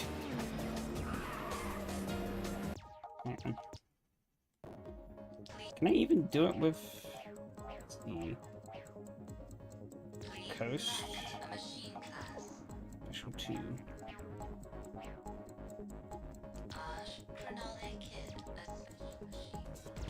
This might be the... I don't know, I don't think this game has rubber band, so... 3, 2, 1,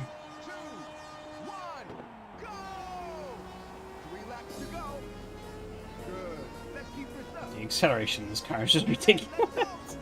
You get the start right, you immediately accelerate up to, like...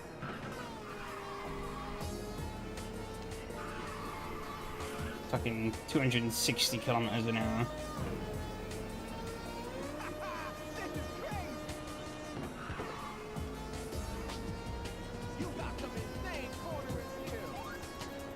He might have gotten rammed. Because I don't know if you've noticed, but when you crash into another car in this game, you basically transfer, like, all of your momentum to them. It's kind of annoying.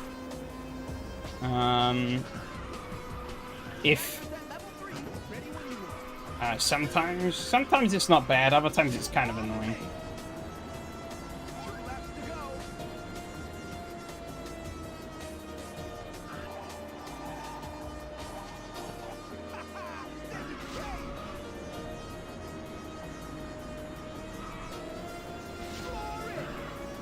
Wow, still not enough. Holy shit.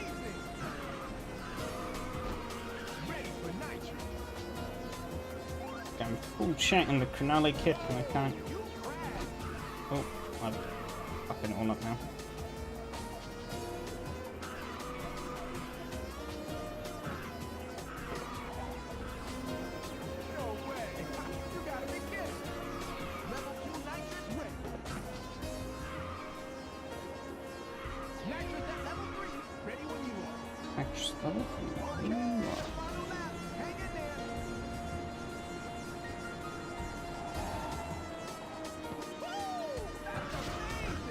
Tip. Oh, I hit the wall.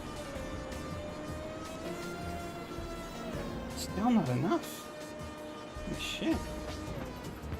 You must have been going like 500 through there. Fucking hell.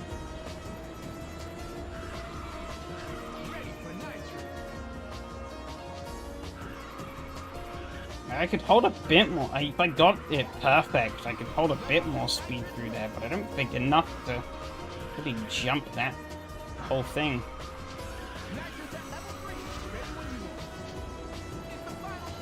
Madness.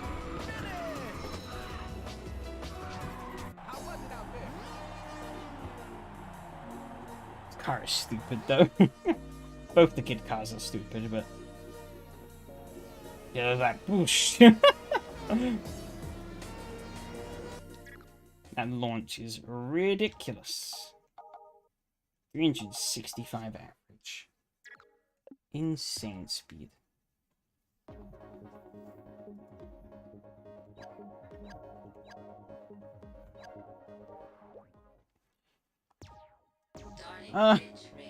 Anyways, I don't really have anything more to add here, so I think this is probably where I'm gonna throw in the towel for tonight. It was pretty fun though. So I'm definitely gonna go back and clip whatever the fuck happened there. That was hilarious. But yeah, thanks everyone who showed up and chat. Thanks everyone who showed up and raced. Next week's the finale, so I'll try and have something cooked up for next week that will for next season. And yeah, I'll see you guys all around then. Adios.